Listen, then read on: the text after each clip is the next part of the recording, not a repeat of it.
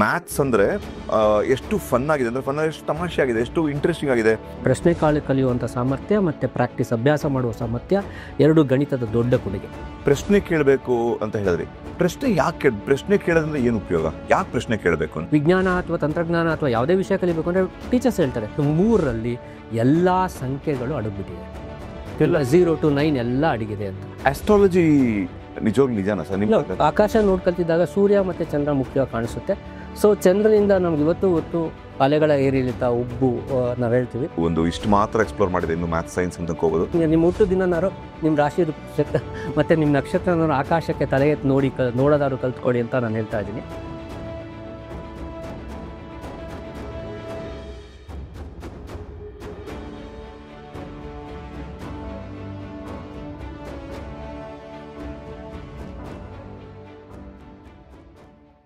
If you want to attract children to school, you should have a big hall and they can do indoor activities, and you should have teachers and volunteers who can tell stories.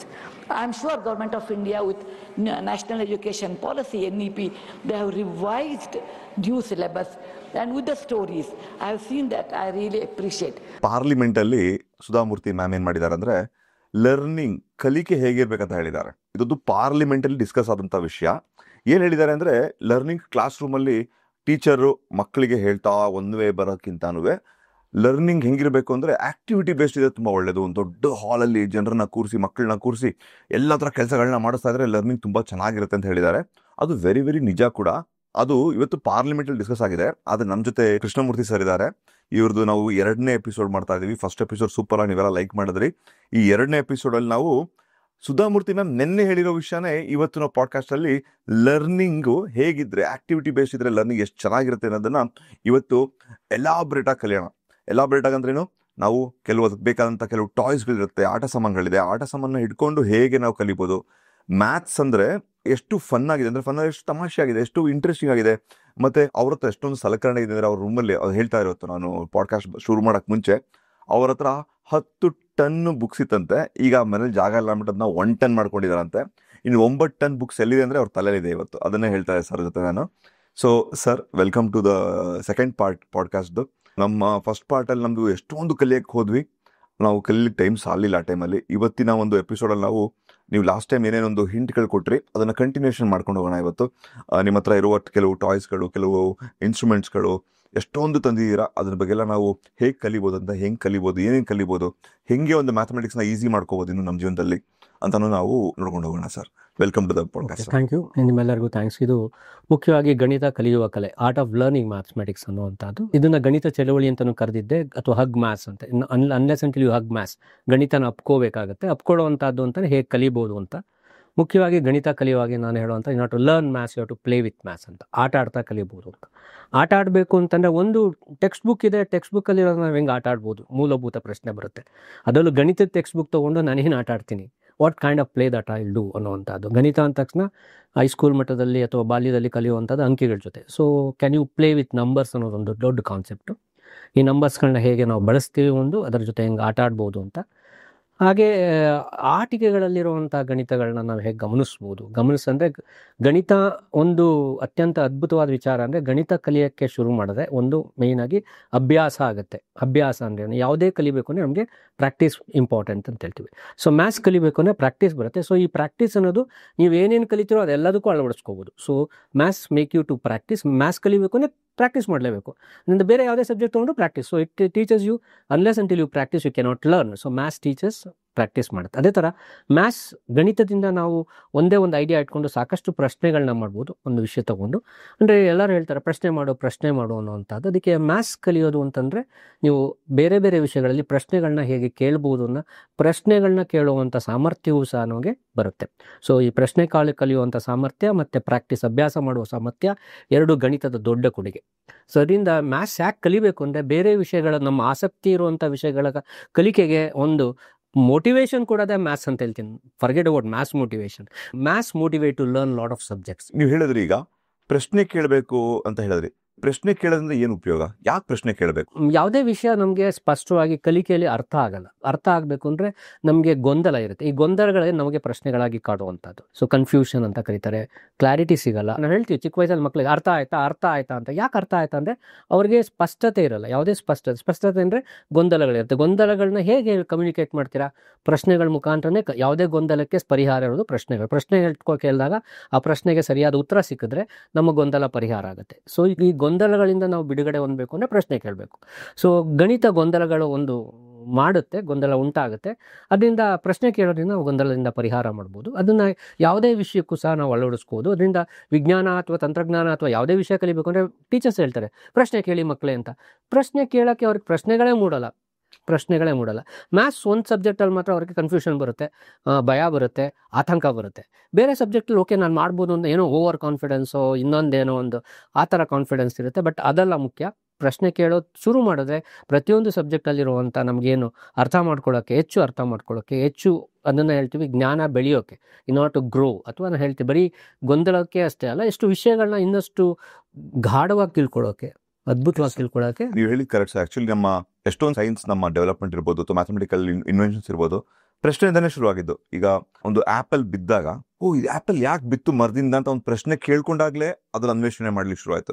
ಆ ಪ್ರಶ್ನೆ ಕೇಳುವಂತ ಒಂದು ಭಾವನೆ ನಮ್ಗೆ ಇಲ್ಲ ಅಂದ್ರೆ probably inventions ಅಥವಾ ಆವಿಷ್ಕಾರಗಳು ಅದು ಆಗಲ್ಲ ಅಂತ ಅನ್ಸುತ್ತೆ ಅಲ್ವಾ ಸರ್? ಹೌದು, ಖಂಡಿತ. ಅದಕ್ಕೆ ನೀವು ಯಾವುದೇ ಒಂದು ನನ್ನನ್ನು ಕೇಳ್ಬೋದು, ಅಂಕಿಗಳ ಜೊತೆ ಆಟ ಆಡ್ತೀರಾ ಅಥವಾ ನಾನು ಹೇಳ್ತೀನಿ ಮ್ಯಾಥ್ಸ್ ಕಲಿಬೇಕು ಅಂದರೆ ನನ್ನ ಅನುಭವದಲ್ಲಿ ಹೇಳ್ತಾ ಹೋಗ್ತೇನೆ. ನನ್ನ ಇಷ್ಟು ದಿನದ ಗಣಿತ ಚಳವಳಿ ಅಥವಾ ಗಣಿತದ ಇದು ಮಾಡುವಾಗ ನಾನು ಕಂಡಿದ್ದು ಒಂದು, if you are good at language ಅಂದರೆ ಭಾಷೆ ಬಗ್ಗೆ ನಿಮಗೆ ಸ್ಪಷ್ಟವಾಗಿ ಭಾಷೆನ ಕಲ್ತಿದ್ರೆ ಗಣಿತದಲ್ಲೂ ನೀವು ಸಮರ್ಥವಾಗ್ಬೋದು. ಭಾಷೆ ನಂತರ ನಾನು ಶೇಪ್ಸ್ ಅಂತ ಕರಿತೀನಿ ಅಥವಾ ಆಕಾರಗಳನ್ನ ನಾವು ಗುರುತಿಸೋಕೆ ಶುರು ಮಾಡಿದಾಗ ನಮಗೆ ಮ್ಯಾಥ್ಸ್ ಚೆನ್ನಾಗಿ ಬರುತ್ತೆ. ಆಕಾರಗಳಿಂದ ನಾವು ಇನ್ನೊಂದು ಹಂತಕ್ಕೆ ಹೋಗ್ತೀವಿ, ಅದನ್ನು ನಮೂನೆ ಅಂತ ಕನ್ನಡದಲ್ಲಿ ಹೇಳ್ತೀನಿ, ಪ್ಯಾಟ್ರನ್ಸ್ ಅಂತ ಇಂಗ್ಲೀಷಲ್ಲಿ ಹೇಳ್ತೀವಿ. ಸೊ ಆಕಾರ ಗೊತ್ತಾಗ್ತಾ ನಾವು ಪ್ಯಾಟ್ರನ್ಸ್ನ ಗುರುತಿಸ್ಬೇಕು. ಈ ಪ್ಯಾಟ್ರನ್ ಆಲ್ಸೋ ಕೆ ಪ್ಲೇಸ್. ಇದು ಆದಮೇಲೆ ನಾನು ಅಂಕಿಗೆ ಬರ್ತೀನಿ. ಸೊ ನಾನು ಅಂಕಿಗೆ ಮೊದಲು ಬರ್ತಾ ಇಲ್ಲ, ಅಕ್ಷರದಿಂದ ಆಕಾರ ಬರ್ತೀನಿ, ಆಕಾರದಿಂದ ನಮೂನೆ ಬರ್ತೀನಿ, ನಮೂನೆಯಿಂದ ನಾನು ಅಂಕಿಗೆ ಬರ್ತೀನಿ. ಅಂಕಿ ಆದಮೇಲೆ ತದನಂತರ ನಾನು ಸಿಂಬಲ್ಸ್ ಬರ್ತೀನಿ. ಯಾವಾಗಲೂ ಅಂದರೆ ಸಂಕೇತಗಳು ಅಥವಾ ಸಿಂಬಲ್ಸ್ ಇವಿಷ್ಟು ಮೊದಲ 5 ಹಂತಗಳಲ್ಲಿ ನಾವು ಕಲಿಕೆ ದೊಡ್ಡದಾಗ್ತಾ ಹೋಗುತ್ತೆ. ಕಲಿಕೆ ದೊಡ್ಡದಾಗಬೇಕು ಅಂದರೆ ಇವು 5 ವಿಚಾರಗಳಲ್ಲಿ ನಾವು ಸ್ಪಷ್ಟತೆ ಇರಬೇಕು. ಕಲಿಕೆ ದೊಡ್ಡದಾಗಿರಬೇಕು, ಕಲಿಕೆಯಲ್ಲಿ ಬದಲಾವಣೆ ಇರಬೇಕು. ಥಿಂಕ್ ಬಿಗ್ ಮತ್ತು ಚೇಂಜ್ ಯುವರ್ ಥಾಟ್ಸ್ ಅಂತ ಹೇಳ್ತೀನಿ. ಅದರಿಂದ ಹೇಗೆ ನೀವು ಅಕ್ಷರಗಳಲ್ಲಿ ನಾವು ಡ್ಯಾನ್ಸ್ ವಿತ್ ಲೆಟರ್ಸ್ ಅಂತ ಕರಿತೀನಿ, ಡ್ಯಾನ್ಸ್ ವಿತ್ ನಾನು ಹೇಳ್ದಂಗೆ shapes, dance with patterns, dance with ನೀವು ಸಿಂಬಲ್ಸ್, ಡ್ಯಾನ್ಸ್ ವಿತ್ ನಂಬರ್ಸ್ ಅಂತಲೇ ನಾನು ಕರಿತೀನಿ. ಇದರ ಜೊತೆ ನಾವು ಕುಣಿತ ಅಂದರೆ ಕುಣಿತ ಅಂದರೆ ಇಲ್ಲಿ ಡ್ಯಾನ್ಸ್ ಆಫ್ ಥಾಟ್ಸ್. ನಿಮ್ಮ ಆಲೋಚನೆಗಳು ಕುಣಿಯೋಕ್ಕೆ ಶುರು ಮಾಡಬೇಕು. ಅಕ್ಷರಗಳ ಜೊತೆ ಆಲೋಚನೆಗಳು ಕುಣಿದಾಗ ಅದು ವಾಕ್ಯ ಆಗುತ್ತೆ, ಕಾವ್ಯ ಆಗುತ್ತೆ, ಕವನ ಆಗುತ್ತೆ, ಗದ್ಯ ಆಗುತ್ತೆ, ಕಾದಂಬರಿ ಆಗುತ್ತೆ, ಮಾತಾಗುತ್ತೆ, ಅತ್ಯಂತ ಅದ್ಭುತವಾದ ಮಾತುಗಾರಿಕೆನೂ ಆಗುತ್ತೆ. ಅದೇ ಥರನೇ ಅದೇ ವಿಷಯ ನಾವು ಆಕಾರಕ್ಕೂ ಹೇಳ್ಬೋದು, ಪ್ಯಾಟ್ರನ್ಸ್ ಬಗ್ಗೆನೂ ಹೇಳ್ಬೋದು. ಅದೆಲ್ಲವೂ ನಾವು ಪ್ಯಾಟ್ರನ್ಸ್ಗಳನ್ನ ಗುರುತಿಸುವಂಥದ್ದು ತಲೆಯಲ್ಲಿ ಆಲೋಚನೆಗಳಿಂದ ಪ್ಯಾಟ್ರನ್ಸ್ನ ಹೆಂಗೆ ಗಮನಿಸ್ತಾ ಹೋಗ್ತೀವಿ ಅದು ಇಂಪಾರ್ಟೆಂಟ್ ಆಗುತ್ತೆ. ಈ ಥರ ವಿಷಯಗಳ ಬಗ್ಗೆ ಪ್ರಶ್ನೆಗಳು ಮೂಡ್ತಾ ಹೋಗಬೇಕು. ನಾವೇನು ಅಂದರೆ ಇಲ್ಲಿ ನಾನು ಹೇಳೋಕೆ ಹೊರಟಿರೋದು ಮುಖ್ಯವಾಗಿ ನಮ್ಗೆ ಏನು ಗೊತ್ತಿದೆಯೋ ಅಥವಾ ಏನು ಗೊತ್ತಾಗ್ಲಿಲ್ವೋ, ಏನು ಗೊತ್ತಿದ್ದೋರ ಬಗ್ಗೆ ಪ್ರಶ್ನೆಗಳು ಕೇಳಿ, ಏನು ಗೊತ್ತಾಗ್ತಿಲ್ವೋ ಅದ್ರ ಬಗ್ಗೆ ಪ್ರಶ್ನೆ 2 ಥರ ನೋಡ್ತಾ ಇದ್ದೀನಿ. ಒಂದು, ಗೊತ್ತಿರೋ ವಿಷಯ ಬಗ್ಗೆ ಇನ್ನಷ್ಟು ತಿಳ್ಕೊಳ್ಳೋಕ್ಕೆ ಪ್ರಶ್ನೆಗಳು ಕೇಳ್ಬೋದು. ಯಾಕೆ ಪ್ರಶ್ನೆ ಕೇಳಬೇಕು ಅಂದರೆ ಇನ್ನಷ್ಟು ಹೆಚ್ಚು ತಿಳ್ಕೊಳ್ಳೋಕ್ಕೆ ನಾವು ಪ್ರಶ್ನೆಗಳು ಕೇಳಬೇಕಾಗುತ್ತೆ. ಕರೆಕ್ಟ್. ಒಂದು. ಎರಡನೇದು, ಗೊತ್ತಿಲ್ಲ ಅದಕ್ಕೆ ಪ್ರಶ್ನೆಗಳು ಕೇಳಬೇಕಾಗುತ್ತೆ. ಸೊ ಒಂದು ಗೊತ್ತು ಮಾಡ್ಕೊಳ್ಳೋಕ್ಕೆ, ಇನ್ನೊಂದು ಹೆಚ್ಚು ಗೊತ್ತು ಮಾಡ್ಕೊಳ್ಳೋಕ್ಕೆ, ಅಥವಾ ನಾನು it's better understanding. We are good at it. ಎಷ್ಟೋ ಪ್ರಶ್ನೆಗಳು ನಮಗೆ ಕೆಲವು ವಿಷಯಗಳನ್ನು ನಾವು ಗುಡ್ ಅಟ್ ಇಟ್ ಅಂತೀವಿ, ಟು ಮೇಕ್ ಇಟ್ ಬೆಟರ್. ಯಾಕೆಂದರೆ ನಾವೆಲ್ಲರೂ ಹೇಳೋದು ಬಿಕಮ್ ಬೆಟರ್ ಅಂತೀವಿ ಹೊರತು ಗುಡ್ ಅಷ್ಟೇ ಅಂತಲ್ಲ. ಎಲ್ಲರೂ ಗುಡ್ ಅಂತಾರೆ.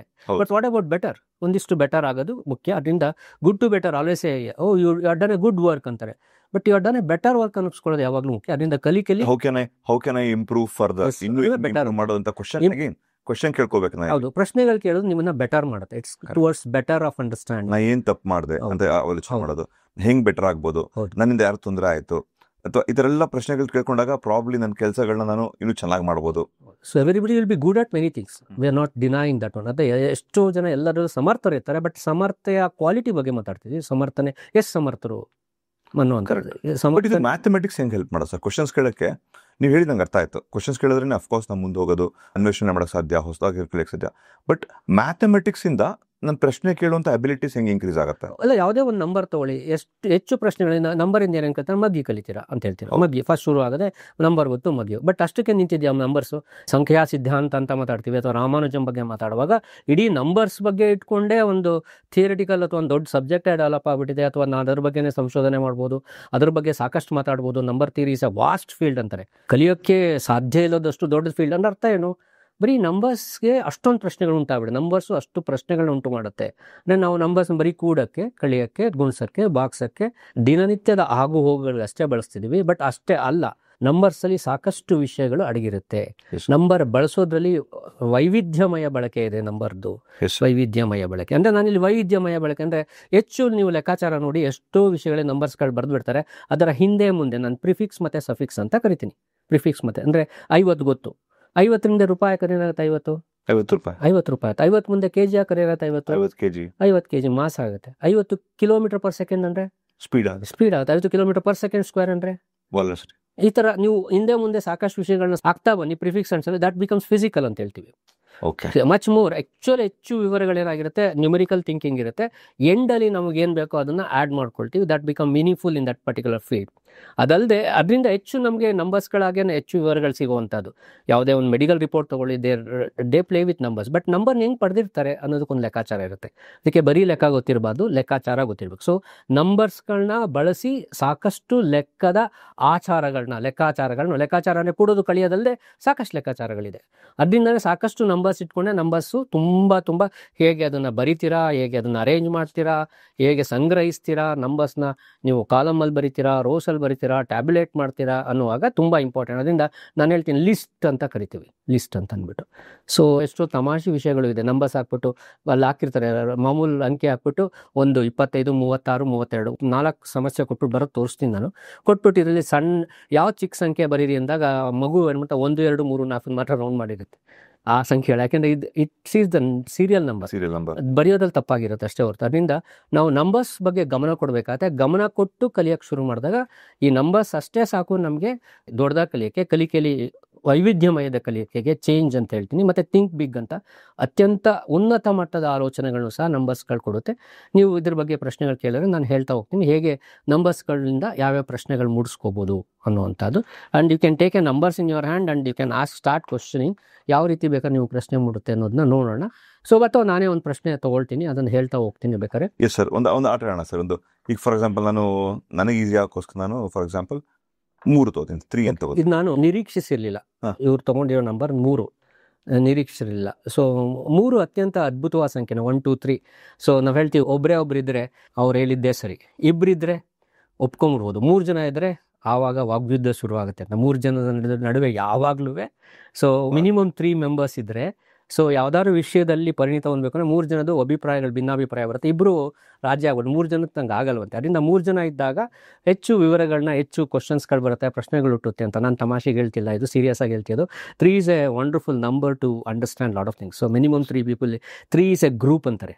3 is A group. 2 is not A group. 3 is A group ಅಂತ ನಾನು ಏನಕ್ಕೆ ಹೇಳಿದೆ ಅಂದರೆ 3ರಿಂದ ಸಾಕಷ್ಟು ಕಲಿತಾ ಹೋಗ್ಬೋದು. ಈ 3 ಅನ್ನೋವಂಥದ್ದನ್ನ ಉದಾಹರಣೆಗೆ ಇದರಿಂದ ನಾನೊಂದು ಪಜಲೇ ಕ್ರಿಯೇಟ್ ಮಾಡೋದು. ನಾನು ಹೇಳ್ದೆ ಫಸ್ಟ್ ನೋಡುವಂಥದ್ದೇ 3ನ್ನ ಹೆಂಗೆ ನೋಡ್ತೀರಾ, 3 ಹಿಂಗೆ ನೋಡ್ತೀರಾ, ಹಿಂಗೆ ನೋಡ್ತೀರಾ ಅಂತ. ನಾನು ಈ ನಂಬರ್ನ ಯಾಕೆ ಇಟ್ಕೊಂಡಿದ್ದೀನಿ ಅಂದರೆ ಹೇಗೆ ನೋಡ್ತೀನಿ ನೀವು ತೋರಿಸಿ 3ನ್ನ ಅಂತ ಹೇಳ್ತೀನಿ, ಹಿಂಗೆ ತೋರಿಸ್ಬೇಕು, ನೀವು ನೋಡಿ ಅಂದರೆ ಹಿಂಗೆ ನೋಡ್ತೀನಿ ಅಂತ ಇಟ್ಕೊಳ್ಳಿ.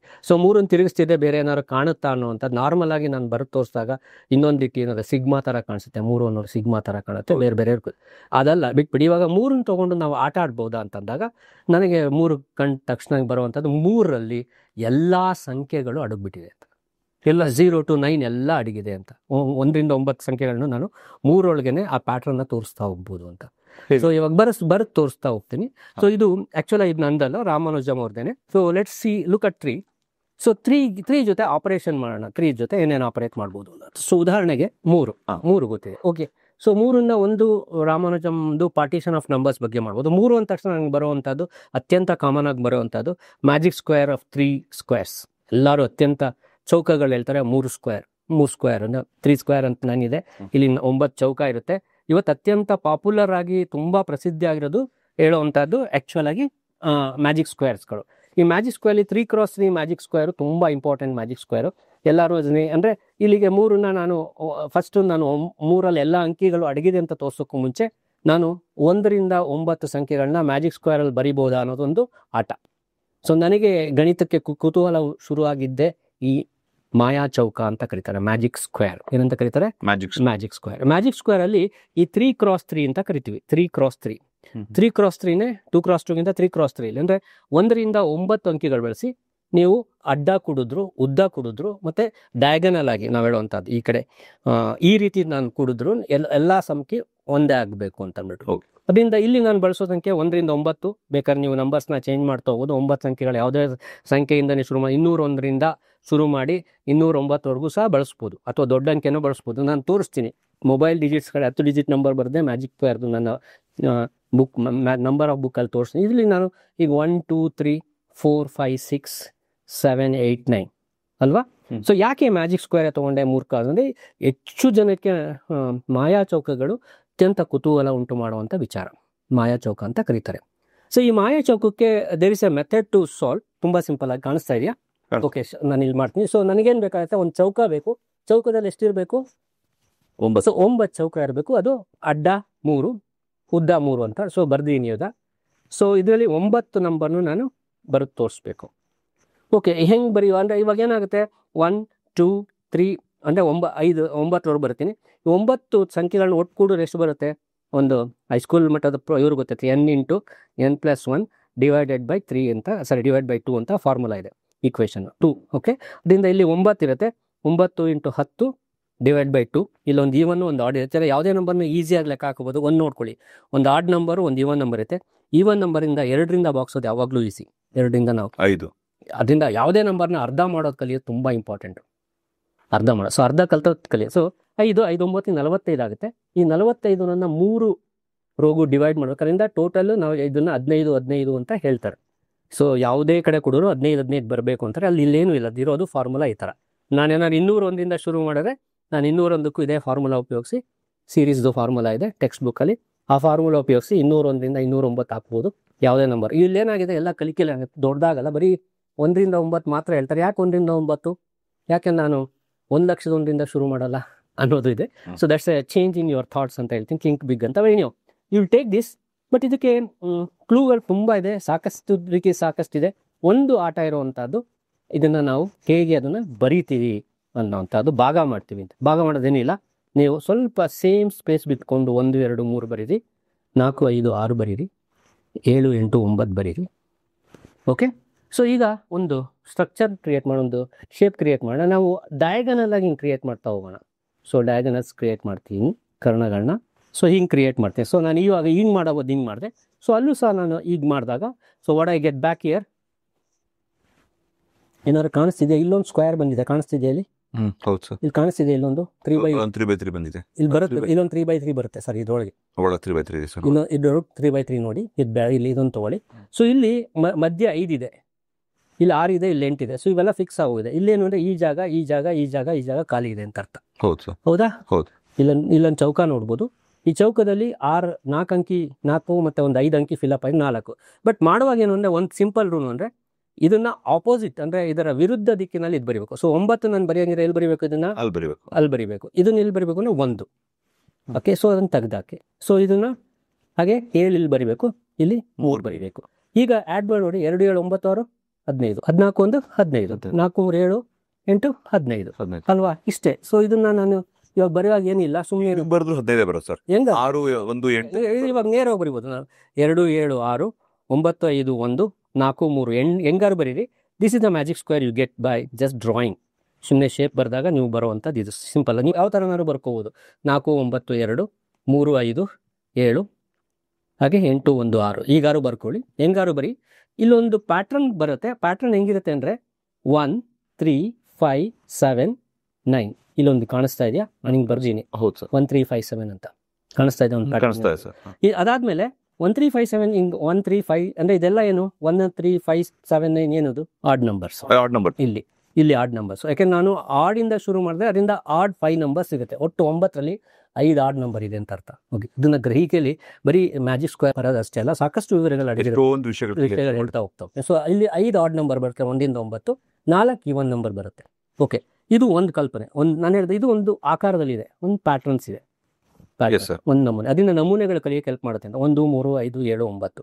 ಎರಡನೇದೇನು ಅಂತಂದರೆ ಇಲ್ಲಿ ನಾವು ತೊಗೊಂಡಾಗ ಇಲ್ಲಿ ಯಾವುದು 9 ಇತ್ತು, ಇಲ್ಲಿ ತೊಗೊಂಡಾಗ 1 ಬಂದ ತಕ್ಷಣ ಈ 1 ಕೆಳಗಡೆನೆ ಈಗ ಉಳ್ಕೊಂಡಿದ್ದ ನಂಬರ್ ಯಾವುದು? Even number. ಈವನ್ ನಂಬರ್ ಎಲ್ಲಿಂದ ಶುರು ಆಗುತ್ತೆ? 2, 4, 6, 8. ಇದನ್ನು ಸಹ ನಾವು ಇಲ್ಲಿ ನೋಡಿ, ಇಲ್ಲಿಂದ ಶುರು ಮಾಡಿದ್ರೆ ಈ 9 ಮೇಲೆ ಆ್ಯಕ್ಚುಲಿ ಚಿಕ್ಕದು ಬರೆದು 2, 4, 6, 8 ಹಿಂಗಿದೆ. ಸಿಂಪಲ್ 2, 4, 6, 8. ಸೊ ನಾನು ಈಗ ಅರ್ಥ ಆಗಿದೆ ಅಂದರೆ ತಕ್ಷಣ ಬರೋದು ತೋರಿಸ್ತೀನಿ. ಸೊ ಇದು ಒಂದು ಪ್ಯಾಟ್ರನ್ ಮಾಡಿಕೊಂಡೆ ನಾನು ಮಾಡಿದ್ದು. ತುಂಬ ನಾನೇನು ಮಾಡಿದೆ ಇನ್ನೊಂದ್ಸಲ ವಿವರಿಸ್ತೀನಿ. So what I did again, then I will come to the pattern ಬಗ್ಗೆ. ಪ್ಯಾಟ್ರನ್ ಬರೋಕ್ಕೂ ಮುಂಚೆ ಸೊ ನಾನೇನು ಮಾಡಿದೆ, 1, 2, 3 ಬರೆದೆ, 4, 5, 6 ಬರೆದೆ, 7, 8, 9 ಬರೆದೆ. ಸೊ ನೀವು ಯಾವುದೇ ಅಂಕಿಯಿಂದ ಶುರು ಮಾಡಿ 9 ಅಂಕಿ ಬರಿಬೋದು. ಅರ್ಥ ಮಾಡ್ಕೊಳ್ಳಿ. ಅಂದರೆ ನಾನು 101, 102, 103, 104, 105, 106, 107, 108, 109 ಮಾಡ್ತೀರಾ. ಆಮೇಲೆ ಏನು ಮಾಡ್ತೀರಾ, ಹೀಗೆ ಡೈನಸ್ ಹಾಕ್ತೀರಾ, ಕರ್ಣಗಳು ಹಾಕ್ತೀರಾ. ಹೌದು. ಓಕೆ. ಸೊ ಆಮೇಲೆ ಒಳಗಡೆ ಇದಕ್ಕೆ ಈ ಥರ ಬಾಕ್ಸ್ನ ಹಾಕೋತೀರಾ ಒಳಗಡೆ ಇದಕ್ಕೆ. ಆಮೇಲೆ ಇದನ್ನ ಮೂವ್ ಮಾಡೋದು. ಇದನ್ನ ಆಪೋಸಿಟ್ 9, 1 ಮತ್ತೆ 3, ಇಲ್ಲಿ 3, 7. ಇಷ್ಟು ಅರ್ಥ ಆಗಿದೆ. ಒನ್ ವೇ, ತುಂಬಾ ಈಸಿ. ಯಾವುದೇ ನಾವು ಯೋಚನೆ ಮಾಡದೆ ಮಾಡುವಂಥದ್ದು. ಅಂದರೆ we call it as fluke ಅಂತ ಕರೀತಾರೆ ಎಷ್ಟೋ ಸಲ. ಅಥವಾ so method is don't you use your head ಅಂತಾರೆ. ಎಷ್ಟೋ ವಿಷಯಗಳಿಗೆ ತಲೆ ಬಳಸಬೇಡಿ. ಸುಮ್ಮನೆ ಒಂದು ಏನು ಹೇಳ್ತೀವಿ, ವಾಟ್ ಈಸ್ ಕಾಲ್ಡ್ ಎಸ್ ಒಂದು ಟ್ರಿಕ್ ಅಂತಾರೆ. ಏನಂತಾರೆ ಇದನ್ನ? Trick. So what I did is trick. There is no logical thinking. It's a trick we played with the writing lines. So ನಾನು ಇದನ್ನ ಲೈನ್ ಟ್ರಿಕ್ ಅಂತ ಕರೀತೀನಿ. ಲೈನು ಹೆಂಗ್ ಬರಿತೀನಿ ಅಂದ್ರ ಮೇಲೆ the whole trick is A line trick. But ಬೇಡ, ನನಗೆ ಈಗ ಅರ್ಥ ಆಗಿದೆ ಒಂದು ಪ್ಯಾಟ್ರನ್ ಇಂದ ಬರೆಯೋಕ್ಕಾಗುತ್ತೆ ಅಂದಾಗ ನನಗೆ ಗೊತ್ತಾಗಿದ್ದೇನು ಅಂದರೆ, ಸೊ ಎಲ್ಲ ಇವನ್ ಎಲ್ಲಿಂದ ಶುರು ಆಯಿತು, ಒಂದೇ ಮಾಡಿದ್ರೆ 1, ಅದರ ನೆಕ್ಸ್ಟ್ ಕಾನ್ಸಿಕ್ಯೂಟಿವ್ ನಂಬರ್ಸ್ ಬದಲು ಒಂದು ಜಂಪ್ ಮಾಡಬೇಕು. 1 ಆದ್ಮೇಲೆ ಬರಬೇಕಾಯ್ತು 3, 3 ಆದ್ಮೇಲೆ 5, 5 ಆದ್ಮೇಲೆ 7. ಸೊ ಹಿಂಗೆ ಬರಿತೀನಿ 1, 3, 5, 7. ಸೊ ಆಮೇಲೆ ಇಲ್ಲಿ 2, 4, 6, 8 ನೋಡಿ. ಇವಾಗ ಇದು ಒಂದು ಪ್ಯಾಟ್ರನ್ ನಾವು ಫಾಲೋ ಮಾಡುತ್ತೆ. ಸೊ ಐ ಶೋ ಯು, ನಾನು ಹೇಳಿದ ಇವತ್ತು ಮ್ಯಾಜಿಕ್ ಸ್ಕ್ವೇರ್ ಅಂತ ಒಂದು ಬುಕ್ ತಂದೀನಿ. ಆ ಬುಕ್ಕಲ್ಲಿ ನೋಡ್ಬೋದು ಈ ಥರ ಮ್ಯಾಜಿಕ್ ಸ್ಕ್ವೇರ್ ಯಾವ ಲೆವೆಲ್ಗೆ ತೊಗೊಂಡು ಹೋಗಿದ್ದಾರೆ ಅಂದರೆ, one of the research book ಆಗಿರುವಂಥದ್ದು ಅದ್ಭುತವಾದ ಬುಕ್ಕು, ಪಿಕೋವರ್ ಬುಕ್ಕು. ತೋರಿಸ್ತೀನಿ, ನಿಮಗೆ ಬೇಕು ಅಂದಾಗ ತೋರಿಸ್ತೀನಿ. ಮ್ಯಾಜಿಕ್ ಸ್ಕ್ವೇರ್ 1 ಅಂದರೆ 3 ಅನ್ನುವಂಥದ್ದು ನನಗೆ ಯಾವಾಗಲೂ ಯಾತಕ್ಕೆ ಒಂದು ಖುಷಿ ಕೊಟ್ಟಿದ್ದು ಅಂದರೆ ಇದೊಂದು ಕಾರಣ. ಇದನ್ನು ಬೇರೆ ಬೇರೆ ಪ್ಯಾಟರ್ನ್ಸಲ್ಲಿ ನಾವು ಕಲಿತಾ ಹೋಗ್ಬೋದು. ಸಮಯ ಸಿಕ್ಕಿದಾಗ ಹೆಚ್ಚು ಈ ಥರ ಮ್ಯಾಜಿಕ್ ಸ್ಕ್ವೇರ್ನ ಹೆಂಗೆ ಬಳಸ್ಬೋದು 3x3 ಅಂತ. ಇವತ್ತು ಯಾತಕ್ಕೆ ಮ್ಯಾಜಿಕ್ ಸ್ಕ್ವೇರ್ ಇಂಪಾರ್ಟೆಂಟ್ ಆಯಿತು ಅನ್ನೋ ಒಂದು ವಿಷಯ ಹೇಳ್ತೀನಿ. ಚಿಕ್ಕ ವಯಸ್ಸಲ್ಲಿ ನನಗೆ ತಾಯ್ತಾ ಕಟ್ತಾಯಿದ್ರು. ಏನಾದ್ರು ಜ್ವರ ಬಂದಾಗ ತಾಯ್ತಾ ಕಟ್ಟಿದಾಗ ಅದೆಲ್ಲ ಹಳೇದಾದ್ಮೇಲೆ ಕಿತ್ತಾಕ್ತಾಯಿದ್ರು. ನಾನು ಕಿತ್ತಾಕ್ದಾಗ ಒಳಗಡೆ ನೋಡಿದಾಗ ಒಂದು ತಾಮ್ರದಿತ್ತು. ತಾಮ್ರದಲ್ಲಿ ಈ ಥರ ಒಂದು ಚೌಕ ಇತ್ತು. ಚೌಕದೊಳಗೆ ಸಂಖ್ಯೆ ನೋಡೋದು ಮ್ಯಾಜಿಕ್ ಸ್ಕ್ವೇರ್ ನಂಬರೇನೆ. ಹೌದಾ ಸರ್? ಇವತ್ತು ಅಷ್ಟೇ. ಸೊ ಏನಾಗಿದೆ ಅಂದರೆ, ನಮ್ಮ ಈ ಥರ ಅಂಕಿಗಳಲ್ಲಿ ಒಂಥರ ಅದಕ್ಕೊಂದು ಪವರ್ ಇದೆ, ಮ್ಯಾಜಿಕ್ ಪವರ್ ಇದೆ ಅನ್ನೋದಕ್ಕೆ ಇವತ್ತು ಸಾಕಷ್ಟು ಚೈನಾ ಸಂಸ್ಕೃತಿ ಆಗಲಿ, ಭಾರತೀಯ ಸಂಸ್ಕೃತಿ ಆಗಲಿ, ಈಸ್ಟರ್ನ್ ಸಂಸ್ಕೃತಿ ಆಗಲಿ, ಈ ಮ್ಯಾಜಿಕ್ ಸ್ಕ್ವೇರ್ಗಳನ್ನ ನಾವು ತಾಯಿತದಲ್ಲಿ ಅಂಕಿಗಳನ್ನ ಬರೆದು ಅದೊಂದು ಪೂಜ್ಯ ಸ್ಥಾನಕ್ಕೆ ಯಾಕೆ ತೊಗೊಂಡ್ರೆ, ಲುಕ್ ಅಟ್ ಅದು ಒಂದು ಅಂದರೆ ಅಷ್ಟು ಅಲ್ಲಿ ಲರ್ನಿಂಗ್ ಇದೆ, ಗೌರವ ಕೊಡಿ ಅನ್ನುವಂಥ ವಿಷಯ ಇದೆ. ಬಟ್ ಎಷ್ಟೋ ಇದರಲ್ಲಿ ನಾವು ಈ ಥರ ಒಂದು ಮ್ಯಾಜಿಕ್ ಸ್ಕ್ವೇರ್ನ, ಅದಕ್ಕೆ ಮಾಯಾ ಚೌಕ ಅಂತಲೇ ಕರೆದ್ರು. ಮಾಯಾ ಚೌಕಗಳು ಎಷ್ಟೋ ಸಂಸ್ಕೃತಿಯ ಭಾಗಗಳು. ಅವರು ಸಾಕಷ್ಟು ಇದರಿಂದ ನಾವು ಸ್ಕಿಲ್, ತಾಂತ್ರಿಕವಾದ ನಾಲೆಜು, ಗಣಿತದ ತಾಂತ್ರಿಕ ನಾಲೆಜು ಸಹ ಇದೆ. I can show you that in book. ಹೌದಾ, ಪ್ರತಿಯೊಂದು ಟ್ರೆಡಿಷನಲ್ಲೂ ಸಹ ಈ ಮ್ಯಾಜಿಕ್ ಸ್ಕ್ವೇರು ಅಂದರೆ ಅವ್ರಿಗೆಲ್ಲ ಮ್ಯಾಜಿಕ್ ಸ್ಕ್ವೇರ್ ಗೊತ್ತಿದೆ ಅಂದರೆ ಗಣಿತ ಚೆನ್ನಾಗಿ ಗೊತ್ತಿತ್ತು ಅಂತ ನನ್ನ ಕಲ್ಪನೆ. ಇಟ್ಸ್ ನಾಟ್ ಓನ್ಲಿ ದೇನೋ ಯಂತ್ರ ಮಂತ್ರಗಳಷ್ಟೇ ಅಲ್ಲ, ಅವ್ರಿಗೆ ಗೊತ್ತಿರುವಂಥ ಟೆಕ್ನಿಕ್. ಮ್ಯಾಜಿಕ್ ಅಂದರೆ ಅಲ್ಲಿ ನಂಬರ್ಸ್ನ ಈ ಥರ ಒಂದು ಅವ್ರ ನಾಲೆಜು ಸಹ ಅಷ್ಟು ಸುಪೀರಿಯರ್ ಆಗಿತ್ತು ಅನ್ನೋ. ಸರ್, ನಮ್ಮ ಹಿಂದೂ ಸಂಸ್ಕೃತಿಯಲ್ಲಿ ಕೂಡ ಅಥವಾ ಇವನ್ ಇಸ್ಲಾಮಲ್ಲಿ ಕೂಡ 7, 8, 6 ಅಂತಿದೆ. ಅದು ಟೋಟಲ್ ಮಾಡಿದಾಗ 3ನೇ ಬರುತ್ತೆ. ಮತ್ತೆ ನಮ್ಮ ಹಿಂದೂ ಸಂಸ್ಕೃತಿಯಲ್ಲಿ 108, 9 ಇಲ್ಲ, ಅದೆಲ್ಲ 3ರಿಂದ ಭಾಗ ಆಗುತ್ತೆ. ಅದೇ ತುಂಬಾ ಸಿಗ್ನಿಫಿಕೆಂಟ್ ನಂಬರ್ಸ್. ಇದಕ್ಕೆ ಯಾವ್ದಾದ್ರು ರೀಸನಿಂಗ್ ಇದೆಯಾ? ಇಲ್ಲ, ರೀಸನಿಂಗ್ ಕೆಲವುದಕ್ಕಿದೆ, ಕೆಲವುದಕ್ಕಿಲ್ಲ. ಅದೆಲ್ಲ ಏನು ಅಂದರೆ ಸಂಪ್ರದಾಯಗಳ ಮೇಲೆ, ಅದರ ರೂಲ್ಗಳ ಮೇಲೆ ಆಗಿರೋದ್ರಿಂದ ಅದ್ರ ಬಗ್ಗೆ ಹೆಚ್ಚು ತಲೆ ಕೆಡಿಸ್ಕೊಳ್ಳುವಂಥ ಅವಶ್ಯಕತೆ ಇಲ್ಲ. ಬಟ್ ಏನು ಅಂತಂದರೆ, ಕೆಲವು ದಶಮಾನ ಪದ್ಧತಿ ಬರೋವರೆಗೂ ಕೆಲವರಿಗೆ ಅಂಕಿಗಳಿಗೆ ಲಿಮಿಟೇಷನ್ಸ್ ಇತ್ತು. ನಾವು ಯಾವ ಪದ್ಧತಿಗಳನ್ನೇ ಮಾಡ್ತಿದ್ವು ಅನ್ನುವಾಗ, ಉದಾಹರಣೆಗೆ 108 ಅಂದ ತಕ್ಷಣ ನಮಗೆ ಜ್ಞಾಪಕ ಡಿವೈಡೆಡ್ ಬೈ 2 ಎಷ್ಟು ಬರುತ್ತೆ? 54 ಬರುತ್ತೆ. 54 ಡಿವೈಡ್ ಬೈ 2 ಎಷ್ಟು ಬರುತ್ತೆ? 27 ಯಾಕೆ ಅಂತ ಅಂದ ತಕ್ಷಣ 27 ನಕ್ಷತ್ರಗಳು ಇಂಪಾರ್ಟೆಂಟ್ ಆಗಿತ್ತು. ರಾಶಿ ನೋಡುವಾಗ 27 ನಕ್ಷತ್ರಗಳಿದೆ. ನಕ್ಷತ್ರ ಪ್ಲಸ್ 1 ಆಮೇಲೆ ಬರ್ತದೆ. 27 + 21. ಸೊ 27 ಅದರ 4. ಉದಾಹರಣೆಗೆ ತಮಾಷೆಗೆ ನೀವೇನೋ ಕೇಳಿದ್ರಿ ಅಂತ 108 ಅಂತ ಅಂದ್ಬಿಟ್ಟು ನನ್ನ ಕತ್ತಲ್ಲಿರುವಂಥ ಮಣಿ ಸರವು ಸಹ ಬೀಯಿಂಗ್ ಎನ್ ಹಿಂದೂ ಅಲ್ಲಿ. ಸೊ ಇದರಲ್ಲಿ 54 ಮಣಿ ಇದೆ. 54 ಕ್ಲಿಯರ್ ಕೃಷ್ಣ. ಇದ್ರ ಜೊತೆ ಸಂಪ್ರದಾಯನೂ ಅಡಗಿದೆ, ನಂಬಿಕೆಯೂ ಅಡಗಿದೆ. ಬಟ್ ನನಗೆ ಇದರ ಜೊತೆ ಮ್ಯಾಥ್ಸ್ ಇರೋದು 54. 54 2 ಹಾಕೋಬೇಕು. 54 ಇಟ್ಸ್ ಅದರ ಅರ್ಧ ಭಾಗ, 108ರ ಅರ್ಧ ಭಾಗ. ಸಾಕಷ್ಟು ಅದರ ಹಿನ್ನೆಲೆಯಲ್ಲಿ ಸಾಕಷ್ಟು ಮ್ಯಾಥ್ಸ್ ಅಡಗಿದೆ, ಪ್ರಿಡಿಕ್ಷನ್ಸ್ ಅಡಗಿದೆ. So I know these things will come whenever you talk about numbers add ಮಾಡಿದ್ರೆ 3 ಆಗುತ್ತಾ, 4 ಆಗುತ್ತಾ, 5 ಆಗುತ್ತಾ, 6 ಆಗುತ್ತಾ ಅನ್ನುವಂಥದ್ದು. ಏನು ಅಂದರೆ ಒಂದು ಕಲಿಕೆ ಜೊತೆಗೆ ನಮಗೆ ವಿಶ್ವಾಸ ಮೂಡಬೇಕಾಗುತ್ತೆ. ಈ ಅಂಕಿಗಳ ಜೊತೆ ನಾವು ಕನೆಕ್ಟ್ ಆದರೆ ನಮಗೆ ವಿಶ್ವಾಸ ಮೂಡುತ್ತೆ ಅಂತ. ಇದಕ್ಕೋಸ್ಕರ ಏನು ಮಾಡೋದು, ನಿಮ್ಮ ಹುಟ್ಟು ಸಂಖ್ಯೆ ಕೂಡಿ ಅದಕ್ಕೊಂದು ಕನೆಕ್ಷನ್ ಎಸ್ಟಾಬ್ಲಿಷ್ ಮಾಡಿ ಅದ್ರ ಮುಖಾಂತರ ನಂಬಿಕೆ ಕ್ರಿಯೇಟ್ ಮಾಡಿದ್ರೆ nothing wrong in it. I am not talking if it increases your strength. So ನಂಬಿಕೆಗಳು ಏನಕ್ಕೆ ಬೇಕು ಅಂತಂದರೆ ನಮ್ಮನ್ನು ಸ್ಟ್ರೆಂಥನ್ ಮಾಡೋಕ್ಕೆ ಬೇಕಾಗುತ್ತೆ. So if it is strength, no problem, learn with strength ಅಷ್ಟೇ. ಸರ್ ನೀವು ಇದೊಂದು ಆಫ್ ಟಾಪಿಕ್ ಒಂದು ಕ್ವಶನ್, ಸುಮ್ಮನೆ ಆಸ್ ಅ ಮ್ಯಾಥಮೆಟಿಷಿಯನ್ ನೀವು ನಿಮ್ಗೊಂದು ಕೇಳಬೇಕಂತ ಆಸೆ ಇದೆ ನನಗೆ. ಆಸ್ಟ್ರಾಲಜಿ ನಿಜವಾಗ್ಲೂ ನಿಜಾನ ಸರ್ ನಿಮ್ಮ ಪ್ರಕಾರ? ಒಂದು ಆಸ್ಟ್ರಾಲಜಿ, ಆಸ್ಟ್ರಾನಮಿ, ನಮ್ಮ ಹೆಚ್ಚು ಗಣಿತನ ಬಳಸುವಂಥದ್ದು. ಆಕಾಶ ನೋಡ್ಕೊಳ್ತಿದ್ದಾಗ ಸೂರ್ಯ ಮತ್ತು ಚಂದ್ರ ಮುಖ್ಯವಾಗಿ ಕಾಣಿಸುತ್ತೆ. ಸೊ ಚಂದ್ರನಿಂದ ನಮ್ಗೆ ಇವತ್ತು ಅಲೆಗಳ ಏರಿಳಿತ, ಉಬ್ಬು ನಾವು ಹೇಳ್ತೀವಿ.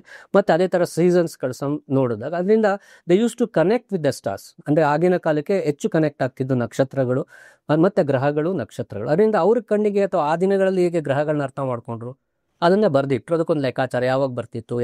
ಹುಟ್ಟು ದಿನಕ್ಕೆ ಆ ನಕ್ಷತ್ರ, ಒಂದು ವರ್ಷ ಅನ್ನೋದು ಕಾಲಗಣನೆ ಶುರು ಆಗಿತ್ತು ಅವ್ರಿಗೆ. ಒಂದು ದಿನಕ್ಕೆ 24 ಗಂಟೆ, ಇದೆಲ್ಲ ಒಂದು ಲೆಕ್ಕಾಚಾರದಲ್ಲಿ ಬಂದಿತ್ತು. ಇದ್ರ ಜೊತೆಗೆ ಇವೆಲ್ಲ ಆಗ್ತಿದ್ರಿಂದ so there is always an effect on us particular day ಅನ್ನುವಂಥ. ಅದರಿಂದ ಏನಾಗುತ್ತೆ, ಈ ನಕ್ಷತ್ರ ಮತ್ತು ರಾಶಿಗಳ ಆಕಾರ ಅಥವಾ ಅದರ ಸ್ಥಾನದಿಂದ ಆ್ಯಕ್ಚುಲಿ ಈ ಒಂದು ನಮಗೆ ಗೊತ್ತಿರೋ ಚಂದ್ರನಷ್ಟೇ ನಮಗೆ ಬಲ ಗೊತ್ತಾಗೋದು. ಚಂದ್ರನಿಂದ ನಮಗೆ ಅಲೆಗಳ ಬಗ್ಗೆ ನಾವು ಅರ್ಥ ಮಾಡ್ಕೋಬೋದು. ಬಟ್ ನಾಟ್ ಎವ್ರಿ, ಯಾಕೆಂದ್ರೆ ಎಲ್ಲೋ ಒಂದು ಕಡೆ ನಕ್ಷತ್ರ ಹೇಳುವಾಗ ನಾವು 4 light years, 8 light years, 10 light year ಅಷ್ಟು ದೂರದಿಂದ ಬರೋ ಒಂದು ಚಿಕ್ಕ ನಕ್ಷತ್ರದಿಂದ ನಮ್ಮ ಪರಿಣಾಮಗಳು ಇಲ್ಲ, ಪ್ರಾಕ್ಟಿಕಲ್ ಆಗಿ ಯೋಚನೆ. ಬಟ್ ಒಂದು ಕಲ್ಪನೆ ಮಟ್ಟಿಗೆ ಅದು ವಿಸ್ತಾರಗೊಳ್ತು. ಅದರಿಂದ 90% ಅದರ ಲೆಕ್ಕಾಚಾರ ಇದೆ ಆಸ್ಟ್ರಾಲಜಿಲಿ, 95% ಅಂತ ಹೇಳ್ತೀನಿ.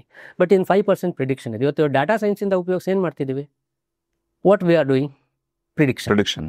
ಓಕೆ, ಸೊ ಅಲ್ಲಿ ಆ್ಯಕ್ಚುಲಿ ತುಂಬ ಲೆಕ್ಕಾಚಾರ ಹೋಗಿರುತ್ತೆ, ಪಕ್ಕಾ ಲೆಕ್ಕಾಚಾರ ಇರುತ್ತೆ, ಪ್ರಿಡಿಕ್ಷನ್ಗೆ ಒಂದು ಲಾಜಿಕ್ ಇರುತ್ತೆ, ವಿಜ್ಞಾನ ಇರುತ್ತೆ. ಇಲ್ಲೊಂದಿಷ್ಟು ನಂಬಿಕೆ ಬಂತು. ಅದರಿಂದ ಇಲ್ಲಿ ನಂಬಿಕೆ ಇರೋ ತಪ್ಪು ಅಂತ ನಾನು ಯಾವತ್ತೂ ಹೇಳ್ತಿಲ್ಲ.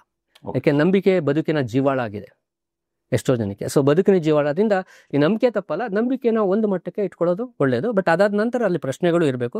ಗೋ ವಿತ್ ನಂಬಿಕೆ ಅಂತ ಹೇಳ್ತೀನಿ. ನಂಬಿಕೆನೂ ಇರಲಿ, ವಿಜ್ಞಾನನೂ ಇರಲಿ. ವಿಜ್ಞಾನ ನಂಬಿಕೆ ಎರಡು ಒಟ್ಟಿಗೆ ಹೋಗೋದ್ರಿಂದ ತಪ್ಪೇನಿಲ್ಲ. ಬಟ್ ವಿಜ್ಞಾನ ಕಲಿತೆ ನಂಬಿಕೆ ಇಟ್ಕೊಳ್ಳೋದು ತಪ್ಪಾಗುತ್ತೆ ಅಂತ ನಾನು ಹೇಳ್ತೀನಿ. ಬರೀ ನಂಬಿಕೆಗಳು ನಿಮ್ಮನ್ನ ಕಲಿಕೆಗೆ ಪ್ರೋತ್ಸಾಹ ನೀಡಲ್ಲ. ವಿಜ್ಞಾನನೂ ಇರಲಿ, ನಂಬಿಕೆ ಇಲ್ಲ. ಅದರಿಂದ ನಾವು ಹಬ್ಬಗಳು ಆಚರಿಸ್ತೀವಿ, ವಿಜ್ಞಾನನೂ ಇರುತ್ತೆ. ಹಂಗಂತ ನಾವು ವಿಜ್ಞಾನ ಪಾಲಿಸೋದು ಅಥವಾ ವಿಜ್ಞಾನದ ವಸ್ತುಗಳನ್ನ ಬಳಸೋದು ಬಿಡೋದಿಲ್ಲ. ಸೊ ಎರಡೂ ಇರಲಿ ಅಂತ ನನ್ನ ವೈಯಕ್ತಿಕ ಅಭಿಪ್ರಾಯ. Let science be there, let your belief be there, but let it be ಒಂದಕ್ಕೊಂದು ಪರಸ್ಪರ ಇದಾಗಿರಲಿ ಹೊರತು ಅದು ವಿರುದ್ಧವಾಗಿರೋದು ಬೇಡ ಅಂತ ಹೇಳ್ತೀನಿ ಅಷ್ಟೇ. ನನಗೆ ನನ್ನ ಎಕ್ಸ್ಪೀರಿಯನ್ಸ್ ಪ್ರಕಾರ ಸರ್, ನನ್ನ ವೈಯಕ್ತಿಕ ಇದು ನಮ್ದೇನು ಬಿಲೀಫ್ ಸಿಸ್ಟಮ್ ನಮ್ದೇನಿದೆ, ಇದು ಸ್ಟಿಲ್ ಅನ್ಎಕ್ಸ್ಪ್ಲೋರ್ಡ್ ಸೈನ್ಸ್ ಅಂತ ನನಗೆ ಅನ್ಸುತ್ತೆ. ನಾವು ಇನ್ನೂ ಸೈನ್ಸ್ನ ಎಕ್ಸ್ಪ್ಲೋರ್ ಮಾಡಿರೋದು ಬರೀ ಒಂದು ಇಷ್ಟು ಮಾತ್ರ ಎಕ್ಸ್ಪ್ಲೋರ್ ಮಾಡಿದೆ. ಇನ್ನು ಮ್ಯಾಥ್ಸ್ ಸೈನ್ಸ್ ಅಂತ ಹೋಗೋದು. ಇನ್ನು ನಮಗೆ ನಮ್ಮ ಬಿಲೀಫ್ ಸಿಸ್ಟಮ್ ಪ್ರಾಬ್ಲಿ ಇನ್ನೂ ಅನ್ಎಕ್ಸ್ಪ್ಲೋರ್ಡ್ ಸೈನ್ಸ್ ಅಂತ ನನ್ನ ಒಂದು ವೈಯಕ್ತಿಕ ಭಾವನೆ ಸರ್. ಇಲ್ಲಿ ಸೈನ್ಸ್ ಅನ್ನುವಾಗ ನಾವು ಸೈನ್ಸ್ ಅನ್ನೋ ಒಂದೇ ಒಂದು ಸಬ್ಜೆಕ್ಟ್ ನೋಡ್ತೀವಿ. ಬಟ್ ಇವತ್ತೆಲ್ಲಾನು ಸೈನ್ಸ್ ಅಂತಿದ್ದಾರೆ. ಎಷ್ಟೋ ಜನಕ್ಕೆ ಪೊಲಿಟಿಕಲ್ ಸೈನ್ಸ್ ಅಂದರೆ ಸೈನ್ಸ್ ಅಲ್ಲಿ ನನ್ನ ಪ್ರಶ್ನೆ ಇರೋದು. ಎಷ್ಟು ಅಂದರೆ ಕಲಿಯೋದನ್ನ ಒಂದು ವಿವರವಾಗಿ ಕಲಿಯುವಂಥದ್ದು ಸಹ ಸೈನ್ಸ್ ಅಂತಿರೋದ್ರಿಂದ ನೀವು ಈ ಪ್ರಶ್ನೆನ ಇಂಡಿಯನ್ ನಾಲೆಜ್ ಸಿಸ್ಟಮ್ ಬಗ್ಗೆನೂ ಇದು ಒಂದು ಸೈನ್ಸ್ ಅಂತ ಟ್ರೀಟ್ ಮಾಡಿ ಅದನ್ನು ಹೆಂಗೆ ಕಲಿಬೋದು ಅನ್ನೋದು ಹೊಸ ವಿಚಾರ ಆಗ್ತಿದೆ. ಇಲ್ಲಿ ನಾವು ಗಣಿತ ಮತ್ತು ಗಣಿತ ಕಲಿಯೋ ಬಗ್ಗೆ, ಗಣಿತದ ಎಷ್ಟು ಪ್ರಕಾರಗಳಲ್ಲಿ ಅಂದರೆ ಆಸ್ಟ್ರಾಲಜಿಲೂ ಸಹ ಗಣಿತದ ಬಳಕೆ ಅದ್ಭುತವಾಗಿದೆ. ಆಸ್ಟ್ರಾಲಜಿಲಿ ಗಣಿತದ ಬಳಕೆ ಅದ್ಭುತವಾಗಿದೆ. ಆ ಮುಖಾಂತರ ನಾವು ವಿಶ್ವದೊಂದಿಗೆ ಅಥವಾ ಹೇಗೆ ಯೂನಿವರ್ಸ್ ಜೊತೆ ಕನೆಕ್ಟ್ ಆಗೋದು, ಪ್ರತಿದಿನದ ಆಗು ಹೋಗುಗಳ ಜೊತೆ ನಮ್ಮನ್ನು ನಾವು ಗುರುತಿಸ್ಕೊಳ್ಳೋದು ಹೇಗೆ. ಸೊ ಇಲ್ಲಾನೆ ನಾವು ನೋಡೋದಿಲ್ಲ, ಚಂದ್ರ ನೋಡಲ್ಲ, ಸೂರ್ಯ ನೋಡಲ್ಲ, ಏನೂ ನೋಡ್ತಾ ಇಲ್ಲ. ಬಟ್ ಬರೀ ಅಂಕಿಗಳ ಜೊತೆ ಆಟ ಆಡ್ತಿದ್ದೀವಿ, ಸಂಖ್ಯೆಗಳ ಜೊತೆ ಆಟ ಆಡ್ತೀವಿ ಇವತ್ತು ಈ ವಾರ. ಬಟ್ ಒಂದಲ್ಲ ಒಂದಿನ ನೀವು ನಿಮ್ಮ ರಾಶಿ ನೋಡಿದ್ದೀರಾ ಅಂತ ನನ್ನ ಪ್ರಶ್ನೆ ಇದೆ, ನಿಮ್ಮ ನಕ್ಷತ್ರ ನೋಡಿದ್ದೀರಾ ಅಂತ ಒಂದು ಪ್ರಶ್ನೆ ಇದೆ. ನಿಮ್ಮ ಹುಟ್ಟು ದಿನನಾರು ಮತ್ತೆ ನಿಮ್ಮ ನಕ್ಷತ್ರನಾರು ಆಕಾಶಕ್ಕೆ ತಲೆ ಎತ್ತಿ ನೋಡೋದಾದ್ರು ಕಲ್ತ್ಕೊಡಿ ಅಂತ ನಾನು ಹೇಳ್ತಾ ಇದ್ದೀನಿ.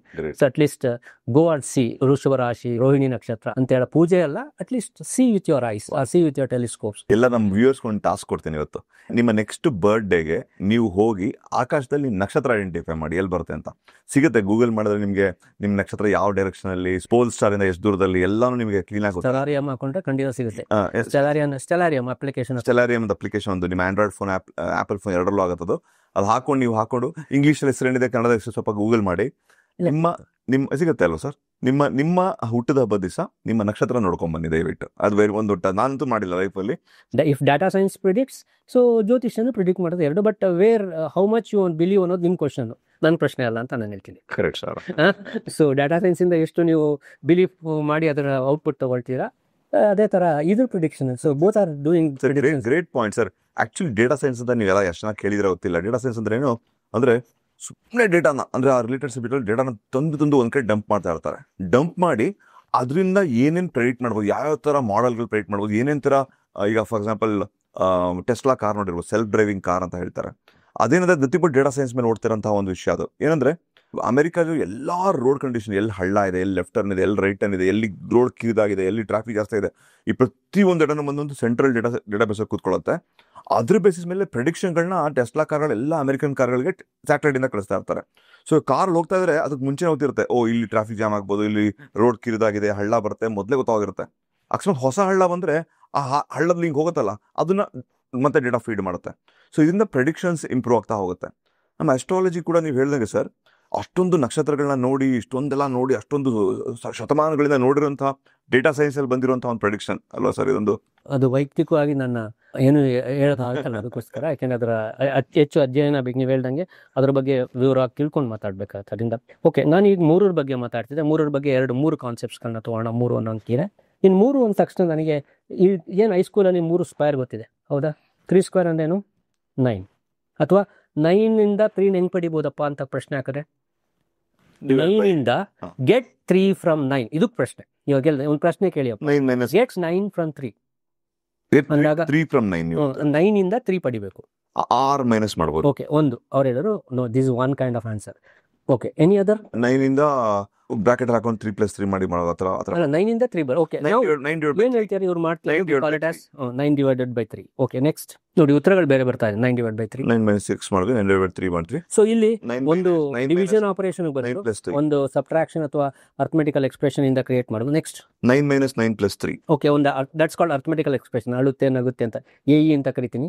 ಎ ಅಂದ್ರೆ ಅರ್ಥಮೆಟಿಕಲ್, ಗಣಿತದ ಒಂದು ಎಕ್ಸ್ಪ್ರೆಷನ್ ಅಂತ ಕರಿತೀವಿ. ಓಕೆ, ಬೇರೆ 9+1 - 7 ಆ ಥರ ಎಲ್ಲ ಮಾಡ್ಬೋದು.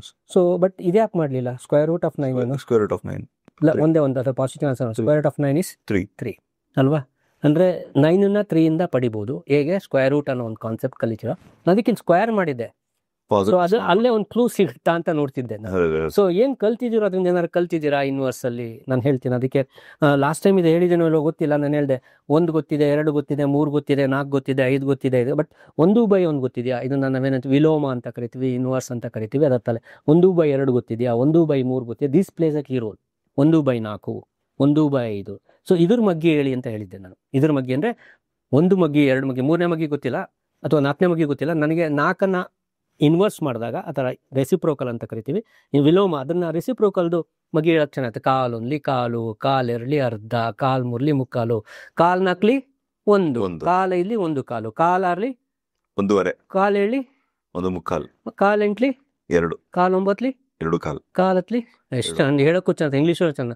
1/4 1 1/4, 1/4 2 half, 1/4 3 ಆಗ್ತಾರೆ ಹೇಳ್ಕೊಂಡು ಹೋಗ್ಬೋದು. ಇದೆಲ್ಲ ಪೇರೆಂಟ್ಸ್ ತಗೊಂಡಾಗ ಖುಷಿ ಕೊಡುತ್ತೆ, ಮಗಿ ಖುಷಿ ಕೊಡುತ್ತೆ. ಬರೀ 2ನೇ ಮಗಿ 3ನೇ ಮಗಿ ಎಲ್ಲ ನಾನು ಹೇಳ್ತೀನಿ. 1/2 ಮಗಿ. ಸೊ 1/3 ಮಗಿ ಹೇಳ್ತೀರಾ ಅಂತ ನಾನು ಕೇಳಿದೆ. 1/3 1 1/3, 1/3 2 2/3, 1/3 3 ಎಷ್ಟು? 1. That's interesting. 1/3 3 1 ಅಂತ. So you get out of interesting things. So ಮಗ್ಗಿ ಹೇಳೋದ್ರಲ್ಲೂ ಸಹ ನಾನು ಚೇಂಜ್ ಯುವರ್ ಥಾಟ್ಸ್ ಅಂತ ಹೇಳ್ತೀನಿ. ಅದರಿಂದ ಈ ಥರ ನೀವು 3 ಅನ್ನುವಾಗ ನನಗೆ ಅರ್ಧ ಮಗ್ಗಿ ತುಂಬ ಖುಷಿ ಸಿಗುತ್ತೆ. 1/3 ಮಗ್ಗಿನೂ ನಂಗೆ ತುಂಬ ಖುಷಿ ಸಿಗುತ್ತೆ. 3ರಿಂದ ನಾನು ಸಾಕಷ್ಟು ಪ್ರಶ್ನೆಗಳನ್ನ ಮೂಡಿಸ್ತಾ ಹೋಗ್ಬೋದು. 3ರಲ್ಲಿ 3ನೇ ಮಗ್ಗಿ ಬೇಡ, 1/3 ಮಗ್ಗಿ ಹೇಳಿ ಅಂತ ಹೇಳ್ತೀನಿ. ಅದೇ ಥರ ಅರ್ಧ ಮಗ್ಗಿನೂ ತುಂಬ ಖುಷಿ ಕೊಡುತ್ತೆ. ಆಫ್ ಒನ್ ಆಫ್ ಅಂತ ಇಂಗ್ಲೀಷ್ ಹೇಳ್ಬೋದು. ಕನ್ನಡದಲ್ಲಿ ಅರ್ಧ ಒನ್ಲಿ, ಅರ್ಧ ಡ್ಯಾನ್ಸ್ ಮಾಡ್ಕೊಂಡು, ಅದನ್ನೇ ಗಣಿತ ಕುಣಿತ ಅಂತ ಹೇಳಿ ಡ್ಯಾನ್ಸ್ ಮಾಡ್ಕೊಂಡು ಹೇಳ್ಬೋದು. ಸೊ ಅದರಿಂದ ಇಲ್ಲಿ ಇದಲ್ಲ, ನಾನು ಇವಾಗ ಒಂದು ಬಂದೆ. ನಾನು 3 can be written as square root of 9. Correct. Okay, so 9 3 ಒಳಗೆ ಅಡುಕೊಂಡಿತ್ತು ಅಂತಿರುವಾಗ ಏನಂದೆ? 9 is hidden inside 3. How? Getting 3 from 9, I can get 3 from 9 ಅಂತ. So 9 was there, 3 was there inside 9 as a square root ಅಂತ. ಓಕೆ, ಇದೊಂದು ಚೂರು ಅದನ್ನ ಸ್ವಲ್ಪ ವ್ಯತ್ಯಾಸ ಮಾಡೋಣ. ಇದನ್ನ 1 + 8 ಅಂತ ಬರೋದ್ರೆ ಇವ್ರು ಮಾಡಿರೋ ತಪ್ಪಿದೆಯಾ? ತಪ್ಪಿಲ್ಲ ಸರ್. ಓಕೆ, ಸೊ ಇದೇ 3 ನೋಡ್ತಾ ಇದೀನಿ. ಸ್ಕ್ವೇರ್ ರೂಟ್ ಅಲ್ಲಿ 2 ಅಂಕೆ ಕಾಣಿಸ್ಕೊಂತೀವಾಗ 3 ಒಳಗೆ 1 8 ಅಡಗಿದೆ ಅಂತ. ಈಗ ನೀವು 1 8 ಅಡಗಿದೆ ಅಂತ. ನೋ, ಲೆಟ್ಸ್ 3 ತಗೋತೀನಿ. ಈ 1ನ್ನ 8ನ್ನ 2 × 4 ಅಂತ ಮಾಡ್ತೀನಿ. ನೋಡಿ, ಇದೆಲ್ಲ ಕೂಡೋದು ಕಳಿಯೋದೆಲ್ಲ ಆಗ್ತಿದೆ. ಇದು ಇವ್ರು ಹೇಳ್ದಂಗೆ ಏನಾಯ್ತು? ಇದು 2ನ್ನ ಬರಿಬೋದು, ತಪ್ಪೇನಾರು ಇದೆಯಾ? ತಪ್ಪಿಲ್ಲ. ಸೊ ಅದರಿಂದ 3ರಲ್ಲಿ ಯಾವ್ಯಾವ ಅಂಕಿ ಕಾಣಿಸ್ತಾ ಇದೆ ನನಗೆ? 1 2 4 ಎಲ್ಲ. ಓಕೆ, ನಾವು ಐ ಟೇಕ್ ದ ಸೇಮ್ 1 + 2.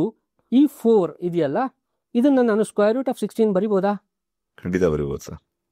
ಬರಿಬೋದಾ? ಬರಿಬೋದು ಸರ್. ತಪ್ಪಾಯ್ತಾ? ಏನಿಲ್ಲ, ಇಲ್ಲ ಸರ್, ತಪ್ಪಿಲ್ಲ ಸರ್, ಕರೆಕ್ಟ್ ಇದೆ. ತಪ್ಪಿಲ್ಲ, ಕರೆಕ್ಟ್ ಆಗಿದೆ. ಓಕೆ, ಇವಾಗ ತಗೋತೀನಿ.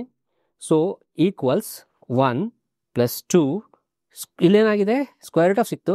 ಇದನ್ನ 1 + 15 ಅಂತ ಬರಿಬೋದಾ? ಬರಿಬೋದು ಸರ್. 16ನ. ಸೊ ಈಗ √1 + 2 × √1 + 3 × 5 ಅಂತ ಬರಿಬೋದಾ? ಬರಿಬೋದು ಸರ್. ಹೌದಾ? ಸೊ ನಾನೀಗ √ ಒಳಗೆ √ ರಿಕರ್ಷನ್ ಅಂತ ಕರಿತೀವಿ, ಒಂದ್ರೊಳಗೆ ಅಡ್ಕೊಂಡಿರೋವಂಥದ್ದು. ಇದನ್ನು ಸಹ ನಾನು 3 × 5 ಅಂತ ಬರೀ, ಇವಾಗ 3 ಕಾಣಿಸುತ್ತೆ. ಇದನ್ನು 25 ಮಾಡ್ತೀನಿ. 25ನ 1 + 24 ಅಂತ ಬರ್ತೀನಿ, 6 ಕಾಣಿಸುತ್ತೆ. ಇದನ್ನು ಇದೇ ಥರ ಬರ್ಕೊಂಡ್ರೆ 1 to 9 ಎಲ್ಲ ನಂಬರು ಸಹ 3ರಲ್ಲೇ ಕಾಣಿಸುತ್ತೆ. ಒಂದು ಎಕ್ಸ್ಪ್ರೆಷನ್ ಕ್ರಿಯೇಟ್ ಮಾಡೋದು. ಇಲ್ಲಿ ನಿಲ್ಸೀನಿ, ಬಟ್ ಎಲ್ಲನೂ ಬೇಕಾದ್ರೆ ಬರೋಕ್ಕೆ ತೋರಿಸ್ತೀನಿ ನಾನು ನಿಮಗೆ. ಸೊ ಅಂದರೆ ಏನಾಗುತ್ತೆ, 1 ಅನ್ನೋದನ್ನ ಒಂದರೊಳಗೆ ಎಲ್ಲ ಸಂಖ್ಯೆಗಳು ಅಡಗಿದೆ ಅನ್ನೋದು ಒಂದು ಪ್ಯಾಟ್ರನ್ನ ಗುರುಸೋದು. This is what we are playing with numbers. We are playing with a numbers. We are finding all kind of mathematics. Addition ನೋಡ್ತಾ ಇದ್ದೀವಿ, √ ನೋಡ್ತೀವಿ, √ಅಲ್ಲಿ √ ನೋಡ್ತಿದ್ದೀವಿ, ಮಲ್ಟಿಪ್ಲಿಕೇಶನ್ ನೋಡ್ತೀವಿ. ಸೊ ನಮಗೆ ಗೊತ್ತಿರುವಂಥ ಬೇಸಿಕ್ ಆಪರೇಷನ್ಸ್ಗಳು ಅಂದರೆ ಅಡಿಷನ್, ಸಬ್ಟ್ರಾಕ್ಷನ್ ಆಗ್ಬೋದು, ಮಲ್ಟಿಪ್ಲಿಕೇಶನ್ ಆಗ್ಬೋದು, ಡಿವಿಷನ್ ಆಗ್ಬೋದು, √ ಆಗ್ಬೋದು, ಪವರ್ ಮಾಡುವಂಥದ್ದು, ಇವೆಲ್ಲವನ್ನೂ ಸಹ ನಾವು ಈ ಒಂದು ಮೆಥಡಲ್ಲಿ ನಾವು ಬಳಸ್ತಾ ಹೋಗ್ತಾ ಇದ್ದೀವಿ. But this is not my contribute. This is what actually Ramanujam did with numbers. Wow. So Ramanujam ನಡೆಸುವಾಗ ನಾವು 1729 ಬಗ್ಗೆ ಬರಿತೀವಿ, ಮ್ಯಾಜಿಕ್ ಸ್ಕ್ವೇರ್ ಬಗ್ಗೆ, ಮಾಯಾ ಚೌಕ ಅವತ್ತು ಬರ್ಡೇ ಬಗ್ಗೆ ಬರಿತೀವಿ. ಬಟ್ ಈ ಥರದ ಎಷ್ಟೋ ಅವರು ರಿಕರ್ಷನ್ ತೋರಿಸಿ ಒಳಗಡೆ ಅಂಥದ್ದೇನೈತಿ ಅಂತ, ಒಳಗೆ ಏನೈತಿ ಅಂತ ನಾನು ಹೇಳ್ತೀವಿ. ವಾಟ್ ಈಸ್ ಇನ್ಸೈಡ್ ಮ್ಯಾಥ್ಸ್ ಅಂತ, this called inside maths. So ಇದು how do you play with numbers ಅಂತ, ನಂಬರ್ಸ್ ಜೊತೆ ಅವ್ರು ಆಟ ಆಡ್ತಾ ಹೋಗ್ತಾರೆ. ಸೊ ಈ play with numbers in such wonderful way, and each is a kind of play. ಅದೊಂದು ದೊಡ್ಡ ಪ್ಲೇ. ಅದರಿಂದ ನೀವು ರಾಮಾನುಜಮ್ ಬರೀ ನಂಬರ್ಸ್ ಬಗ್ಗೆ ಹೆಚ್ಚು ನೀವು ಗಮನಿಸ್ತಾ ಹೋದಾಗ, Ramanujan plays a key role to understand numbers in a big way. ಎಷ್ಟು ಆಟ ಆಡ್ತಾರೆ ಅಂದರೆ ಆ ಆಟಗಳು ಎಲ್ಲರನ್ನೂ ಚಕಿತಗೊಳಿಸುತ್ತೆ, ಪ್ರಪಂಚದಲ್ಲಿರುವಂಥ ಗಣಿತಜ್ಞರನ್ನೆಲ್ಲ ಚಕಿತಗೊಳಿಸುತ್ತೆ ಆ ದಿನಗಳಲ್ಲಿ. ಅದರಿಂದನೇ ರಾಮಾನುಜಮ್ ಲೆಜೆಂಡ್ ಆಗುವಂಥದ್ದು. ಸೊ ನಾನು ಹೇಳಿದೆ, play with numbers in order to learn more ಅಂತಲ್ಲ, in order to become a legend. Super. ನಾನು ಹೇಳಿದ್ದು. ಸೊ ಅದರಿಂದ ಒಂದು ಅಂಕಿ, ಒಂದು 3 ಅನ್ನೋದು, ನಾನು ಸಾಕಷ್ಟು 3 ಬಗ್ಗೆ ಮಾತಾಡುವುದು. ಇನ್ನೊಂದು ತಿಳಿಸ್ಬಿಟ್ಟು 3 ನನಗೆ ಜ್ಞಾಪಕ ಬರೋದು, 3 ಜೊತೆ ಬರುವಂಥದ್ದು ಒಂದು, ಇದನ್ನ ಗಣಿತ ಗೋಪುರ ಅಂತ ಕರೀತಾರೆ, ಮ್ಯಾಜಿಕ್ ಟವರ್ ಅಂತ ಕರೀತಾರೆ, ಗಣಿತ ಗೋಪುರ ಅಂತ ಹಿಂಗೆ ಕನ್ನಡದಲ್ಲಿ ಹೇಳ್ತಾರೆ. ಇದರಲ್ಲಿ ಮ್ಯಾಜಿಕ್ ಟವರ್ ಅಂತ ಕರೀತಾರೆ. ಸೊ ಮ್ಯಾಜಿಕ್ ಟವರ್ಸ್ಗಳು ಸಾಕಷ್ಟಿದೆ. ಅದರಲ್ಲಿ ಒಂದು ಬರೆಯುವಂಥ 101 / 1 + 1 + 1 + 1 ಅಂತ ಬರಿತೀವಿ. ಸೊ ಇಲ್ಲೇನಿದೆ, ಕೆಳಗಡೆ ಬರೋದು 101 / 3. 1 + 1 + 1 ಕೆಳ. ಓಕೆ, ಇದು ಬರೆದಾಗ ನನಗೆ ಬರುವಂಥ ನಂಬರ್ 37. ಜ್ಞಾಪಕ ಇಟ್ಕೊಳ್ಳಿ. 111 3 7 21 3 1 3 3 9 21 3 7 37 ಇಸ್ ನಂಬರ್ ದಟ್. ಸೊ 101ನ 3ರಿಂದ ಬಾಗಿಸಿದ್ರೆ ಬರುತ್ತೆ. ಈ 3 ನಾನು ಏನಂತ ಬರಿತೀನಿ, 1 + 1 + 1 ಅಂತ ಬರಿತೀನಿ. ಹೌದು. ಸೊ 6 ಏನು ಬರಿಬೋದು ನಾನು, 3 ಅಂಕಿ ಬರೀ 3 ನಂಬರ್ಸ್ ಬರೀ 2 + 2 + 2 ಅಂತ ಬರಿಬೋದು. ಹೌದು. Okay, correct. 6ನ್ನ ಬರಿಬೋದು. ಹೌದು. ಓಕೆ. ಸೊ ನನಗೆ ಅದೇ ಥರ ಸಪೋಸ್ ನನಗೆ ಇಫ್ ಐ ಗಾಟ್ 3 ಆಯಿತು, 4 ಆಯಿತು, 3 ಮಗ್ಗಿನೇ ತೊಗೊಳ್ಳಿ. 9ನೇ ಏನಂತ ಬರಿಬೋದು ಅವಾಗ, 3 + 3 3 + 3 + 3 ಅಂತ ಬರಿಬೋದು. ಹಾಗೆ 12 ಏನಂತ ಬರಿಬೋದು, 4 + 4 4 + 4. ಇದು ನೋಡಿ, ಇಲ್ಲಿ ಬರೀ ನಂಬರ್ ಕಾಣಿಸ್ತಿದೆ. ಬಟ್ ಇಲ್ಲಿ ನೀವು ಯಾವುದೇ ಒಂದು ಗಣಿತದ ಮೋಜಿನ ಗಣಿತ ಅಂತ ಇವತ್ತು ತುಂಬ ಫೇಮಸ್, ಮ್ಯಾಜಿಕ್ ಮ್ಯಾಥಮೆಟಿಕ್ಸ್ ಅಂತ ಬರುತ್ತೆ. ತುಂಬ ಹೆಸರಲ್ಲಿ ಪಾಪ್ಯುಲರ್ ಮ್ಯಾಥ್ಸ್ ಬುಕ್ಸ್ ಬರೀತಾರೆ. ಅಲ್ಲೆಲ್ಲ ಗಣಿತ ಕಲಿಯೋಕ್ಕೆ ಒಂದಿಷ್ಟು ಕುತೂಹಲ ಉಂಟು ಮಾಡೋಕ್ಕೆ ಈ ಥರದ ಕೆಲವು ಟ್ರಿಕ್ಸ್ಗಳು. ಬಟ್ ಇದರ ಹಿಂದೆ ಇರುವಂಥ ಗಣಿತನ ಆಗಲಿ ಗುಟ್ಟನ್ನು ಬಿಟ್ಕೊಡಲ್ಲ ಅವರು. ಇದನ್ನು ಬರೋದು ತೋರಿಸ್ಬಿಟ್ಟು ಎಷ್ಟೋ ಇವತ್ತು they play with lot of things with numbers. But ಇಲ್ಲಿ ನಾನು ನೋಡಿದ್ದು ಇದು 111/3. ಸೊ ಚಿಕ್ಕ ವಯಸ್ಸಲ್ಲಿ ಒಂದು ಕಾನ್ಸೆಪ್ಟ್ ಇದೆ, ಈಕ್ವಿವ್ಯಾಲೆಂಟ್ ಫ್ರಾಕ್ಷನ್ ಅಂತ ಕರಿತೀವಿ. ಏನಂತ ಕರಿತೀವಿ? ಈಕ್ವಿವ್ಯಾಲೆಂಟ್ ಅಂದ್ರೆ ಏನು? ಸಮಭಿನ್ನ ರಾಶಿಗಳು. ಸಮಭಿನ್ನ ರಾಶಿಗಳು ಕೇಳಿದ್ದಾರೆ. ಸಮಭಿನ್ನ ರಾಶಿ ಅಂದ್ರೇನು? 1/2 1/2 2/4 1/2 ಅಂದರೆ ಇದರಲ್ಲಿರೋ ನ್ಯೂಮರೇಟರ್ ಮತ್ತು ಡಿನಾಮಿನೇಟರ್. ನ್ಯೂಮರೇಟರ್ ಕನ್ನಡದಲ್ಲಿ ಅಂತೀವಿ ಅಂಶ ಮತ್ತು ಛೇದ. ಅಂಶನ ಮತ್ತು ಛೇದನ ನಾವು ಅದೇ ಅಂಕೆಯಿಂದ ಗುಣಿಸಿದಾಗ ಬರುವಂಥದ್ದು ಒಂದೇ ಇರುತ್ತೆ. ಸೊ ನಾನು 1 × 3 ಅಥವಾ 1 × 2 2 × 2 ಮಾಡಿದಾಗ 2/4 ಬರುತ್ತೆ. ಅದೇ 3 ಮಾಡಿದ್ರೆ 3/9 ಬರುತ್ತೆ. ಸರಿ, 3/6 ಬರುತ್ತೆ. ಆಮೇಲೆ 4/8 ಬರುತ್ತೆ. ಆಮೇಲೆ 5/10 ಬರುತ್ತೆ. ಇವೆಲ್ಲವೂ ಸಮಭಿನ್ನ ರಾಶಿಗಳೇ. ಹೌದು. ಸೊ ಇದಕ್ಕೂ ಸಹ ಇದೇ ನಾನು ರೂಲ್ ಅಪ್ಲೈ ಮಾಡಿದಾಗ, ಸೊ ನಾನು ಸಪೋಸ್ ಇಲ್ಲಿ ಹೆಂಗೆ ಬರೋದು ತೋರಿಸಿರ್ತಾನೆ, ನಾನು ಬರೋದು ತೋರಿಸ್ಬಿಡ್ತೀನಿ ಗೋಪುರನ. ಆಮೇಲೆ ಇದನ್ನ ಅರ್ಥ ಮಾಡ್ಕೊಳ್ತಾನೆ. ಏನಂತ ಬರೀತಾರೆ ಅಂದರೆ 111 / 1 + 1 + 1 37. 222 / 2 + 2 + 2 37. 333 / 3 + 3 3 + 3 + 3 37 ಅಂತ ಹಿಂಗೆ ಬರೋದು ತೋರಿಸ್ತಾರೆ. ಹಾಗೆ ಹಿಂಗೆ ಬರ್ಕೊಂಡು ಹೋಗ್ತಾರೆ. ಹಿಂಗೆ ಬರ್ಕೊಂಡೋಗಿ 999 / 9 + 9 + 9 is 37. ದಿಸ್ ಈಸ್ ಮ್ಯಾಜಿಕ್ ಅಂತ ಹೇಳ್ಬಿಡ್ತಾರೆ. ಹೌದು. ಇಲ್ಲಿ ಏನು ಮ್ಯಾಜಿಕ್ ಹೇಳ್ತೀರಾ, ಒಪ್ಕೊಳ್ತೀನಿ. ಎಸ್, ಇಟ್ ಲುಕ್ಸ್ ವಂಡರ್ಫುಲ್, ಇಷ್ಟು ಚೆನ್ನಾಗಿದೆ, ಒಂದು ಬರಿತೀನಿ, ಟೂ ಬರಿತೀನಿ, ಎಲ್ಲೇನೋ ಅಂದರೆ ಒಂದು ಜನರಿಗೆ ಅಥವಾ ನೋಡೋರಿಗೆ, ಗಣಿತ ಕೂರಿಸೋರಿಗೆ ಏನೋ ಒಂಥರ ಇಂಟ್ರೆಸ್ಟಿಂಗ್ ಕ್ರಿಯೇಟ್ ಆಗುತ್ತೆ. ಬಟ್ ಯಾಕೆ ಈ ಪದ ಬಳಸ್ತೀನಿ? ಇಂಟ್ರೆಸ್ಟ್ ಕ್ರಿಯೇಟ್ ಆಗುತ್ತೆ. ಏನು ಕ್ರಿಯೇಟ್ ಆಗುತ್ತೆ? ಇಂಟ್ರೆಸ್ಟ್. ಸೊ ಎಷ್ಟೋ ಜನಕ್ಕೆ ನಮ್ಗೆ ಆಸಕ್ತಿ ಮೂಡುತ್ತೆ, ಕುತೂಹಲ ಮೂಡುತ್ತೆ, ಆಸಕ್ತಿ ಮೂಡುತ್ತೆ, ಕುತೂಹಲ ಮೂಡುತ್ತೆ. ಬಟ್ ಇದರಿಂದ ಕಲಿಕೆ ಆಗಲ್ಲ. ಇಂಪಾರ್ಟೆಂಟ್ ಥಿಂಗ್, ಕಲಿಕೆ ಇಲ್ಲ ಇದರಲ್ಲಿ. ಸೊ ಕಲಿಕೆ ಆಗಲ್ಲ. ಇದೇನು ನಾನು ಕಲಿಕೆ ಆಗಲ್ಲ ಅಂತ ಹೇಳ್ತೀನಿ. ಇದು ಕಲ್ತದ್ದು ಏನು ಕಲಿಯಲ್ಲ. ಸೊ ಹೆಚ್ಚು ನಮ್ಮಲ್ಲಿ ತುಂಬಾ ಜನಕ್ಕೆ ತುಂಬಾ ವಿಷಯದ ಬಗ್ಗೆ ಕುತೂಹಲ ಇರುತ್ತೆ. ಕುತೂಹಲ ಇದ್ರೆ ಸಾಲಲ್ಲ, ಕುತೂಹಲದಿಂದ ಕಲಿಕೆ ಆಗಬೇಕು. ಸೊ ಹೆಚ್ಚು ಜನಕ್ಕೆ ಕ್ಯೂರಿಯಾಸಿಟಿ ಇರುತ್ತೆ. Curiosity should lead to learning ಅಂತ ಹೇಳ್ತೀನಿ. ಕುತೂಹಲ ಇದ್ದವರೆಲ್ಲ ಕಲ್ತಿರಲ್ಲ, ಕುತೂಹಲ ಇದ್ದವರೆಲ್ಲರಿಗೂ ಕಲಿಕೆ. ಸರಿಂದ ಕುತೂಹಲ ಕಲಿಕೆ ಆಗದೆ ನಾವು ಬಳಸಕ್ಕಾಗಲ್ಲ. ಯಾವಾಗ ಬಳಸಕ್ಕಾಗಲ್ಲ? ಬದುಕು ಕಟ್ಟಕ್ಕಾಗಲ್ಲ. ಅದರಿಂದ ಬರೀ ಕುತೂಹಲ ಯಾವ ಪ್ರಯೋಜನವೂ ಇಲ್ಲ. ಸೊ ಅದರಿಂದ ನಾವು ಸುಮಾರು ಕುತೂಹಲಗಳು, ಗಣಿತ ಕುತೂಹಲಗಳು ನೋಡ್ತೀವಿ, ಗಣಿತ ಕುತೂಹಲ ವಹಿಸ್ಕೋತೀವಿ, ಗಣಿತದ ಬಗ್ಗೆ ಅಬ್ಬರದ ಪ್ರಚಾರ ಮಾಡ್ತೀವಿ. ಬಟ್ ಅದೆಲ್ಲ ಕುತೂಹಲದ ಹಂತದಲ್ಲೇ ಇದ್ದರೆ ಪ್ರಯೋಜನ ಇಲ್ಲ. ಅದರಿಂದ ಈ ಕುತೂಹಲದ ಹಿಂದಿರುವಂಥ ಗುಟ್ಟೇನು ಅಂತ ತಿಳ್ಕೊಬೇಕಾದ್ರೆ, ಅದಕ್ಕೆ ಗುಟ್ಟಿಗೆ ನಾನು ಇಲ್ಲಿ ಬರ್ತೀನಿ. ಸೊ ಇಲ್ಲೇನು ಇಲ್ಲ, ಇದೇ ತೊಗೊಂಡೆ, ಇದರ ಕೂಡೋ ಬದಲು ನಾನು 111/3 ಅಂತ ಬರೆದೆ. ಇದನ್ನು ಮಾಡಿದ್ರೆ 37. ಸೊ ನಾನು ನ್ಯೂಮರೇಟರ್ ಮತ್ತು ಅದೇ ಭಿನ್ನರಾಶಿ 2 ಇಂದ ಮಲ್ಟಿಪ್ಲೈ ಮಾಡೋದು ಏನಾಗುತ್ತೆ? 2 ಬರುತ್ತೆ. ಇಲ್ಲಿ ಎಷ್ಟು ಬರುತ್ತೆ? 6 ಅಂತ ಬರುತ್ತೆ. 6ನ 2+2 ಅಂತ ಬರಿಬೋದು. ಸಿಮಿಲರ್ಲಿ ಅದೇ ಥರ ನಾನು 111/1+1 3 ಅಂತ ಮಾಡಿ ಇದನ್ನು 4ರಿಂದ ಮಲ್ಟಿಪ್ಲೈ ಮಾಡೋದು ಏನು ಬರುತ್ತೆ? 4. ಇದೆಲ್ಲ ಸಮಭಿನ್ನ ರಾಶಿಗಳೇ. ಈ ಸಮಭಿನ್ನ ರಾಶಿನೇ ಬರೆಯುವಾಗ ಕೆಳಗಡೆ ಛೇದದಲ್ಲಿ 1+1+1 ಅಂತ ಬರೆಯೋ ಒಂದು ಫಾರ್ಮ್ಯಾಟ್, ಒಂದು ಪ್ಯಾಟ್ರನ್, ಒಂದು ನಮೂನೆ ಬರೆದ್ಬಿಟ್ಟು ನಮ್ಮನ್ನು ಮೂರ್ಖರ ಅಥವಾ ನಾನು ತಮಾಷೆ ಮಾಡೋಕ್ಕೋಸ್ಕರ ಅಥವಾ ಕುತೂಹಲ ಉಂಟು ಮಾಡೋಕ್ಕೆ ಇದೊಂದು ನಮೂನೆಗಳ ಮುಖಾಂತರ ಕುತೂಹಲ ಉಂಟು ಮಾಡ್ತಾರೆ ಹೊರತು ಇಲ್ಲಿ ನಮೂನೆಗಳು ನಮ್ಮನ್ನು ಕುತೂಹಲ ಉಂಟು ಮಾಡೋಕ್ಕೆ ಬಳಸ್ತಿದ್ದೀವಿ. ಅದರಿಂದ ನಮೂನೆಗಳಿಗಷ್ಟೇ ನಾವು ನಮೂನೆಗಳ ಹಿಂದೆ ಇರುವಂಥ ಗುಟ್ಟನ್ನು ತಿಳ್ಕೊಬೇಕಾಗುತ್ತೆ. ಸೊ ಪ್ರತಿಯೊಂದು ಪ್ಯಾಟ್ರನ್ ಹಿಂದೆ lot of learning is there. ಒಂದು ಪ್ಯಾಟ್ರನ್ನ ಸುಮ್ಮನೆ ಕ್ರಿಯೇಟ್ ಆಗಿರಲ್ಲ. ಸೊ ಹೆಚ್ಚು ಜನ ಮ್ಯಾಥಮೆಟಿಷಿಯನ್ ಪ್ಯಾಟ್ರನ್ಸ್ ಕ್ರಿಯೇಟ್ ಮಾಡ್ತಾರೆ, ಪ್ಯಾಟ್ರನ್ನಿಂದ ಕುತೂಹಲ ಉಂಟು ಮಾಡಿರ್ತಾರೆ. ಆದರೆ ಪ್ಯಾಟ್ರನ್ ಹಿಂದಿರುವಂಥ ಗುಟ್ಟು ಅವ್ರಿಗೆ ಗೊತ್ತಿರುತ್ತೆ. ನೀವು ತಿಳ್ಕೊಂಡ್ರೆ ನೀವು ಮ್ಯಾಥಮೆಟಿಷಿಯನ್ ಆಗ್ತಿರೋ ನನ್ನ ಒಲವಿರುವಂಥದ್ದು. ಅದರಿಂದ ಇಲ್ಲಿ ಇಷ್ಟೇ. ಬಟ್ ಕ್ವಶನ್ ಇದು ಇಷ್ಟೇ ಅಲ್ಲ, ಅದೆಲ್ಲ ಪ್ರಶ್ನೆ ಅಂತ ಒಂದು ಸೀರೀಸ್ ಇದೆ. ಯಾಕೆ ಇವ್ರು ಯಾರು 1/1+1+1 ಯಾಕೆ ಬರೀಲಿಲ್ಲ ಅಂತ, ಅಥವಾ 1 4 ಬರೆದು 1+1+1 ಯಾಕೆ ಬರೀಲಿಲ್ಲ ಅಂತ. ಸೊ ಇದು ಯಾವುದು ಬರಲ್ಲ. ಸೊ ನನಗೆ ಈಗ ಉತ್ತರ ಬೇಕಾಗಿರೋದು ಇದು. ಈ ಥರ ಹುಡುಕೊಂಡು ಹೋದಾಗ ಇನ್ನು ಯಾವುದಕ್ಕೆ ಈ ಪ್ಯಾಟ್ರನ್ ರಿಪೀಟ್ ಆಗುತ್ತೆ ಅಂತ ನಾನು ನೋಡಿದಾಗ, ಸೊ ನೀವು 9 1ಗಳು ಬರೆದ್ರೆ 9 1 ಬರೆದಾಗ 1 1 1 1 1 1 1 1 1 ಡಿವೈಡ್ ಬೈ 1+1+1+ ಎಷ್ಟು ಬರಿಬೇಕು ನಾನು? 9 1 ಬರಿತೀನಿ ಇಲ್ಲಿ. ಅಂದರೆ ದಿಸ್ ನಥಿಂಗ್ ಬಟ್, ಯಾರು ಈ ನಂಬರ್ ಓದಿ ಹೇಳ್ತೀರಾ? ಇದನ್ನು ಓದಿ ಹೇಳ್ತೀರಾ? ನಾನು ಓದಂಗೆ ಹೇಳ್ಬಿಡ್ತೀನಿ ಬೇಕಾದ್ರೆ. 11,11,11,111 ಡಿವೈಡ್ ಬೈ 9 ಎಷ್ಟು ಬರುತ್ತೆ ಅಂತ ಯಾರು ಗೆಸ್ ಮಾಡಿ ಹೇಳ್ತೀರಾ? ಅಥವಾ ಗೆಸ್ ಮಾಡ್ಬೋದು. ಇದನ್ನ ಒಂದು ಪ್ಯಾಟ್ರನ್ ಇದೆ. ಆನ್ಸರ್ ಏನು ಮಾಡ್ಬೋದು ಯಾರು? ಈಗ ಒಂದು 2 ನಿಮಿಷ ಕ್ಯಾಲ್ಕುಲೇಟರ್ ಆಗಿ ನೋಡ್ತೀರಾ ಯಾರು? ಅಥವಾ ಚೆಕ್ ಮಾಡಿ ಹೇಳಿ ನನಗೆ. ಅದರಲ್ಲಿರೋ ಪ್ಯಾಟ್ರನ್ ನಾನು ತಿಳಿಸ್ತೀನಿ. 9 ಡಿವೈಡ್ ಬೈ 9 1 2 3 4 5 6 7 9 8 ಇಲ್ಲ ಅಷ್ಟೇ. It's an interesting number. All the numbers are there. This is actually 9 numbers ಇದೆ. ಸೊ 9 ನಂಬರ್ಸ್ ಇರೋಕ್ಕೆ ಸಾಧ್ಯ. ಡಿವೈಡ್ ಮಾಡೋದು 1 ನಂಬರ್ ಮಾಡೋದ್ರಿಂದ 8 ಡಿಜಿಟ್ ಆಗಲೇಬೇಕು. ಅದರಿಂದ 8 ಡಿಜಿಟ್ ಇರುತ್ತೆ. 8 ಡಿಜಿಟ್ ಅದರಿಂದ 8 ಮಿಸ್ ಆಗಿರುತ್ತೆ ಅಂತ ನಾನು ಸುಮ್ಮನೆ ಪ್ಯಾಟ್ರನಲ್ಲಿ ಹೇಳ್ತೀನಿ. ಸೊ 1 2 3 4 5 6 7 8 9 ಬರೋಲ್ಲ. ಯಾಕಂದ್ರೆ 9 ಡಿಜಿಟ್ನ 9ಇಂದ ಮಾಡಿದ್ರೆ 1 ಡಿಜಿಟ್ ಕಡಿಮೆ ಆಗಲೇಬೇಕು. 1 ಡಿಜಿಟ್ ಕಡಿಮೆ ಆಗ್ತದೆ 8. ಅದನ್ನು ಯಾವ್ದು ಮಿಸ್ಸಿಂಗ್ 8 ಇರುತ್ತೆ. But this is 2. ನಾವು you do with same pattern. 2 2 2 2 2 9 ಬರೀರಿ. 2 9 ಸಲಿ ಬರೀರಿ. That will be 1 2 3 4 5 6 7 9. 1 2 3 4 5 6 7 8. ಇದು ಬುಕ್ಕಲ್ಲಿ ಇಲ್ಲ. ಯಾವುದೇ ಬುಕ್ಕಲ್ಲಿ ಇವತ್ತು ಹುಡ್ಕೊಂಡವರು ಈ ಪ್ಯಾಟರ್ನ್ ಯಾವುದು ಬರುತ್ತೆ ಈ ಥರ. ಇದು ಬೆಳೆದಿರೋವಂಥ ನಾಲೆಜ್ ಅಂತ ಹೇಳಿದ್ರೆ. ಸೊ ಸೇಮ್ ಅಬ್ಸರ್ವ್ ಮಾಡಿ ನಾವು ಎಷ್ಟು ಬಳಸ್ಕೋತೀವಿ ಎಷ್ಟು ಅನ್ನುವಂಥ ನನಗೆ ಕುತೂಹಲಗಳಿದೆ. ಅದರಿಂದ ಗಣಿತದ ಜೊತೆ ಆಟ ಆಡೋದು ಬರೀ ಅಂಕಿಗಳ ಜೊತೆ ಒಂದು ಮೋಹ ಬೆಳಬೇಕು. ಏನಂದರೆ ಪ್ಯಾಷನ್ ಹೇಳ್ತಾರೆ.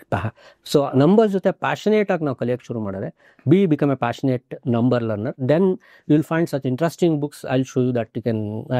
ಸರ್ ತೋರಿಸ್ತಾ ಹೋಗ್ತೀನಿ. ಆ ಬುಕ್ಗಳು ನೀವು ನೋಡ್ಬೋದು. ಆ ಪುಸ್ತಕಗಳೆಲ್ಲ ನಂಬರ್ಸ್ನ ಒಂದು ನೀವು ಏನು ಅದೊಂದು ಕಲಿತೆ ನೀವು ಎಲ್ಲ ಥರದ ಗಣಿತನೂ ಅಲ್ಲಿ ಅಡಗಿರುತ್ತೆ. ತೋರಿಸ್ತಾ ಹೋಗ್ತಾರೆ, ಹೇಳ್ತಾ ಹೋಗ್ತಾರೆ.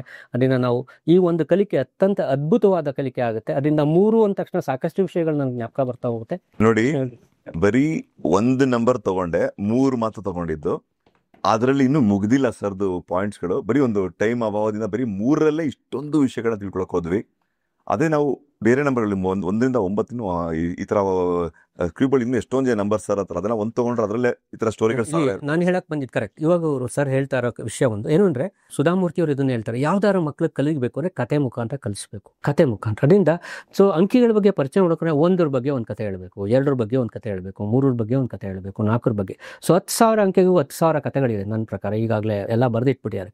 ನಾವು ಅದನ್ನ ಮತ್ತೆ ಕತೆ ರೂಪದಲ್ಲಿ ಪ್ರಸ್ತುತ ಅಂದ್ರೆ ಕಲಿಯೋಕ್ಕೆ, ಅದರಲ್ಲೂ ಗಣಿತ ಕಲಿಯೋಕ್ಕೆ ಒಂದು ಸ್ಟೋರಿ ಟೆಲ್ಲಿಂಗ್ ಅಲ್ಲಿ ಹೇಳಿದ್ರೆ ಖಂಡಿತ ಬೇಗ ಕಲ್ತ್ಕೋತಾರೆ ಅನ್ನೋದು ನನ್ನ ನಂಬಿಕೆನೂ ಕೂಡ, ನನ್ನ ಅರಿವು ಕೂಡ. ಅದರಿಂದ ಮೇಕ್ ಇಟ್ ಒಬ್ಬ ಟೀಚರ್ ಆಗಿ ಅಥವಾ ಕಲಿಯೋರ ನೀವು ಸ್ಟೋರಿ ಅದ್ರ ಜೊತೆ ಕತೆಗಳನ್ನ ಕಟ್ತಾ ಹೋದ್ರೆ, ಕತೆಗಳ ಮುಖಾಂತರ ನಮ್ಮ ಪಂಚತಂತ್ರ ಕತೆಗಳು ಹೀಗೆ ಬಂದಿದ್ದು, ಕತೆಗಳ ಮುಖಾಂತರ ಕಲಿಕೆ ಆಗ್ತಿತ್ತು. ಇದನ್ನ ಗಣಿತ ಮತ್ತೆ ವಿಜ್ಞಾನ ಕಲಿಕೆಲು ಅಳವಡಿಸ್ಕೊಳ್ಳೇಬೇಕಾಗತ್ತೆ, ಕತೆಗಳ ಮುಖಾಂತರ ನಾವು ಕಲಿಬೇಕಾಗತ್ತೆ ಅನ್ನೋದು ನಾನು ಹೇಳ್ತೀನಿ. Thank you sir. 3 ಅಂದ ತಕ್ಷಣ ನನಗೆ ಅತ್ಯಂತ ಖುಷಿ ಕೊಡುವಂಥದ್ದು 3 ಆಯಾಮದ ಬಗ್ಗೆ, 3 ಡೈಮೆನ್ಷನ್. ಅತ್ಯಂತ ತುಂಬ ದೊಡ್ಡ ಸಬ್ಜೆಕ್ಟ್ 3 ಆಯಾಮ ಬಗ್ಗೆ ಅಂತಂದ್ರೆ 3 ಡೈಮೆನ್ಷನ್ ಅಂದ ತಕ್ಷಣ ಎಲ್ಲರಿಗೂ ಗೊತ್ತಿರುತ್ತೆ. ಸೊ 3 ಅಂದ ತಕ್ಷಣ ನಂಗೆ ಬರುವಂಥದ್ದೇ 3 ಆಯಾಮದ ಕಲಿಕೆ, ಅದ್ಭುತವಾದ ಕಲಿಕೆ. ಅದೇ ಥರ 3 ಅಂದ ತಕ್ಷಣ ಇನ್ನೊಂದು ಜೆಮೆಟ್ರಿಲ್ ಕಲಿಯುವಂಥ ತ್ರಿಭುಜಗಳು. ಸೊ ತ್ರಿಭುಜ ಸಹ ನನಗೆ 3 ನನಗೆ ತ್ರಿಭುಜನ ಗುರುತಿಸುತ್ತೆ. ಇವತ್ತು ಟ್ರಯಾಂಗಲಿಂದ ಎಷ್ಟು ದೊಡ್ಡ ದೊಡ್ಡ ಕಾನ್ಸೆಪ್ಟ್ಸ್ಗಳು, ಟ್ರಯಾಂಗಲ್ ಇಲ್ಲದೆ ನಾವು ಸಾಕಷ್ಟು ವಿಷಯಗಳನ್ನ ಕಲಿಕೆಗಳನ್ನ ತ್ರಿಭುಜದ ಕಲ್ಪನೆ 3 ನನಗೆ ಕೊಡುತ್ತೆ. 3ರಿಂದ ನನಗೆ ತ್ರಿಭುಜನ ಕೊಡುತ್ತೆ. ಅದೇ ಥರ 3 ಅನ್ನುವಂಥದ್ದು ನನಗೆ ತ್ರಿಭುಜ ಅನ್ನುವಂಥರನೇ ತ್ರಿಕೋನಗಳು ಪರಿಚಯ ಆಗ್ತಾ ಹೋಗುತ್ತೆ. ಅದರಿಂದ 3 is a wonderful number which I connect lot. So ಅದರಿಂದ 3 ಜೊತೆ ಸಾಕಷ್ಟು ಕತೆಗಳನ್ನ ನಾವು ಅರ್ಥ ಮಾಡೋದು, ಗಣಿತದ ಕತೆಗಳನ್ನ ಹೇಳ್ತಾ ಹೋಗೋದು. 3 ಅಂದರೆ ನಿಮಗೆ ಒಂದೊಂದು ನೀವೇನು 3 ಬಗ್ಗೆ ತಿಳ್ಕೊತೀರೋ ಅದರ ಕತೆಗಳು ಹೇಳ್ತಾ ಹೋಗೋದು. 3 ಅತ್ಯಂತ ಕುತೂಹಲಕರ ಸಂಗತಿಯಾಗಿ ನಿಮ್ಗೆ ಪರಿಣಮಿಸುತ್ತೆ. 3 ಕಲಿಕೆ, ಅಗಾಧ ಕಲಿಕೆಗೆ ನಿಮಗೆ ಸಹಾಯ ಮಾಡ್ತಾ ಹೋಗುತ್ತೆ. ಬರೀ ಏನು ಗೊತ್ತು ಅಂದರೆ 3 ಮತ್ತೊಂದು ಅಂತ ಹೇಳ್ತೀವಿ ತಮಾಷೆಗೆ, 3 ಮತ್ತೊಂದು. ಸೊ ನಮಗೆ ಆ ಥರ 3 ಮತ್ತೊಂದು ಗೊತ್ತಿರಬೇಕಾಗತ್ತೆ. ಅದರಿಂದ ವಿಷಯ ಕಲಿಕೆ ನಮಗೆ 3 ಮತ್ತೊಂದು ಗೊತ್ತು ನನಗೆ ಅಂತ ಹೇಳಬೇಕಾಗತ್ತೆ. Amazing sir, amazing sir. ನನಗೆ ನಿಮ್ಮ ಹತ್ರ ಒಂದು ಪ್ಲೆಕಾರ್ಡ್ ತಂದಿದ್ದೀರಾ, ಮ್ಯಾಥಮೆಟಿಷಿಯನ್ ಇಸ್ ಸಮ್ವನ್ ಹೂ ಅಂತ ಇಂಗ್ಲಿಷಲ್ಲಿದೆ, ಪ್ಲಸ್ ಕನ್ನಡದಲ್ಲಿ ನೀವು ಬರೆದಿದ್ದೀರಾ ಇದರಲ್ಲಿ ಗಣಿತ ಬಲ್ಲವರೆಂದರೆ ಕಲ್ಪನೆಯನ್ನು ಬಳಸುವವರು, ಉತ್ತರವನ್ನು ವಿವರಿಸುವವರು, ಮಾದರಿಗಳನ್ನು ಹುಡುಕುವವರು, ಅಂದಾಜಿಸುವವರು, ಅನ್ವೇಷಣೆಯಲ್ಲಿ ತೊಡಗುವವರು, ಮುನ್ಸೂಚಿಸಬಲ್ಲರು, ಪ್ರಶ್ನಿಸಬಲ್ಲರು, ಸಮಸ್ಯೆಗಳನ್ನು ಪರಿಹರಿಸಬಲ್ಲರು, ಪ್ರಯೋಗಶೀಲರು. ಗಣಿತ ಬಲ್ಲವರೆಂದರೆ ನಿಮ್ಮ ಹಾಗೆ ನಿಮ್ಮ ಗಣಿತ ಕಲಿತವರು ಅಂತ ಹೇಳಿದ್ದೀರಾ. ಇದು ವೆರಿ ಇಂಟ್ರೆಸ್ಟಿಂಗ್ ಸರ್. ನಾನು ಇದೆಲ್ಲ ಎಕ್ಸ್ಪ್ಲೇನ್ ಮಾಡಿದಾಗ ಖಂಡಿತವಾಗ್ಲೂ ಇದೆಲ್ಲನೂ ಮ್ಯಾಥಮೆಟಿಷಿಯನ್ ಅಂದ್ರೆ ಇದೆಲ್ಲ ಆಗಿರೋ ಅನ್ಕೋಬಹುದು. ಬಟ್ ಏನಾಗಿದೆ ಅಂತ ಸರ್, ಎಲ್ಲರೂ ತುಂಬಾ ಕಂಫರ್ಟ್ ಝೋನ್, ಎಲ್ಲ ಕಡೆ ನಾವು AI ಉಪಯೋಗಿಸ್ಬಿಡ್ತೀವಿ, ಕ್ಯಾಲ್ಕುಲೇಟರ್ ಟಕಂತ ಯೂಸ್ ಮಾಡ್ಬಿಡ್ತೀವಿ, ತುಂಬಾ ಎಲ್ಲ ಕಂಫರ್ಟ್ ಆಗಿದೆ ನಮ್ಮ ಮೈಂಡಿಗೆ. ಇದೆಲ್ಲ ನಮಗೆ ಗಣಿತ ಬಲ್ಲವರು ಇದೆಲ್ಲ ಆಗಬೇಕು ಅಂದ್ರೆ ನಾವು ಗಣಿತನ ಮೈಂಡಲ್ಲಿ ಮಾಡ್ಬೇಕು. ನಾವೇನು ಮಾಡ್ಬಿಟ್ಟಿದ್ದೀವಿ, ಎಲ್ಲ ಕಂಫರ್ಟ್ ಝೋನ್ಗೆ ಹೋಗ್ಬಿಟ್ಟು ಎಲ್ಲ ಈಸಿ ಮಾಡ್ಕೊಂಡ್ಬಿಟ್ಟಿದ್ದೀವಿ. ಸೊ ಇದೆಲ್ಲ ನನಗೆ ಆಗಬೇಕು, ನಾನು ಅಂದಾಜಿಸುವವರಾಗಬೇಕು, ಪ್ರಶ್ನಿಸುವವರಾಗಬೇಕು, ಎಲ್ಲ ಆಗಬೇಕಂದ್ರೆ ಗಣಿತ ನಾನು ಮಾಡಬೇಕಾಗತ್ತೆ.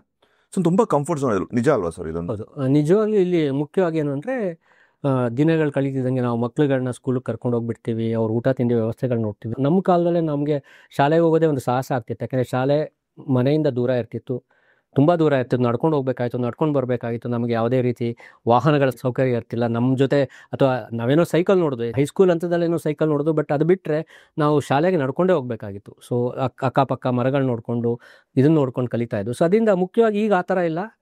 ಸ್ಕೂಲ್ ವ್ಯಾನ್ ಬರುತ್ತೆ, ಕರ್ಕೊಂಡು ಹೋಗ್ತಾರೆ, ಪಿಕಪ್ ಮಾಡ್ತಾರೆ, ಸ್ಕೂಲ್ ಸಿಲೆಬಸ್ ಏನು, ಬುಕ್ಸ್ ಏನು. So much things has been made comfort. ಅಂದರೆ ಕಲಿಯೋದನ್ನ ನಾವು ಒಂದು ಕಂಫರ್ಟ್ ಝೋನ್ ಅಂತ ಕರಿತಿದ್ವಿ. ಕಂಫರ್ಟ್ ಝೋನ್ ಅಂದರೆ ಕನ್ನಡದಲ್ಲಿ ನನ್ನ ಮಟ್ಟಿಗೆ ಅದ್ಭುತವಾದ ಪಲಿಕೆ ಸುಖದ ಸೀಮೆ ಅಂತ.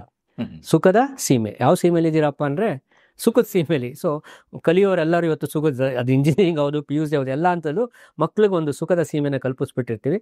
ಆ ಸುಖದ ಸೀಮೆಯಲ್ಲಿ ಅವರು ಕಲ್ತ್ಕೋತಾರೆ ಅನ್ನೋ ಒಂದು ಭಾವನೆ ಇದೆ, ಬಟ್ ಅದಕ್ಕೆ ಸಾಧ್ಯ ಇಲ್ಲ. ಸುಖದ ಸೀಮೆಯಿಂದ ದಾಟಿ ಮುಂದೆ ನಂತ ಇರುವಂಥದ್ದೇ, ದಾಟಿದಾಗ ಸುಖದ ಕಲಿಯೋದಕ್ಕೆ ಅಷ್ಟು ಸುಲಭ ಅನ್ಸಲ್ಲ. ಆವಾಗಲೇ ನಮಗೆ ಭಯ ಶುರು ಆಗುತ್ತೆ. ಓದೇ ಎಲ್ಲ ಅನುಕೂಲ ಮಾಡಿಕೊಟ್ಟೆ ಯಾರು ಕಲಿಯೋಕ್ಕಾಗ್ತಿಲ್ಲ ಅಂತಂದು. ಅದರಿಂದ ಈ ಶಾಲೆಗೆ ಹೋಗ್ತಾರೆ, ಕಲಿಯೋಕ್ಕಾಗ್ತಿಲ್ಲ ಅನ್ನೋದೇ ಇದನ್ನೇ ಫಿಯರ್ ಝೋನ್ ಅಂತ ಕರಿತೀವಿ.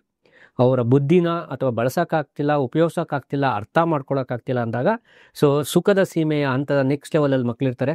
ಸುಖದ ಸೀಮೆ ಜೊತೆಗೆ ಅವರು ಇರುವಂಥ ಝೋನ್ ಯಾವುದು ಅಂತಂದರೆ ಭಯದ ಮನೆ. So we call it as fear zone ಅಂತ. ಇವೆರಡೂ ಅಂತ ಮೀರಿದ್ರೆ ಮಾತ್ರ ಅವರು ಕಲಿಕೆಗೆ ಬರುವಂಥ. ಅದರಿಂದ ಸುಖದ ಸೀಮೆ ಮತ್ತು ಕಂಫರ್ಟ್ಸ್ ಇವೆರಡೂ ಸೀಮೆಯಲ್ಲಿ ಇದ್ದೇ ಇರ್ತಾರೆ. ಸ್ಕೂಲಲ್ಲಿ ಒಂದು ಭಯದ ವಾತಾವರಣ ಕಲಿಯೋಕ್ಕಾಗುತ್ತೋ ಇಲ್ಲ ಈ ಥರ ಅದನ್ನು, ಬಟ್ ಅದನ್ನು ಮೀರಿ ಬೆಳಿಬೇಕಾಗತ್ತೆ, ಪ್ರಶ್ನಿಸ್ಬೇಕಾಗತ್ತೆ, ಅರ್ಥ ಮಾಡ್ಕೊಳಕ್ಕಾಗತ್ತೆ, ಅಭ್ಯಾಸ ಮಾಡಬೇಕಾಗತ್ತೆ.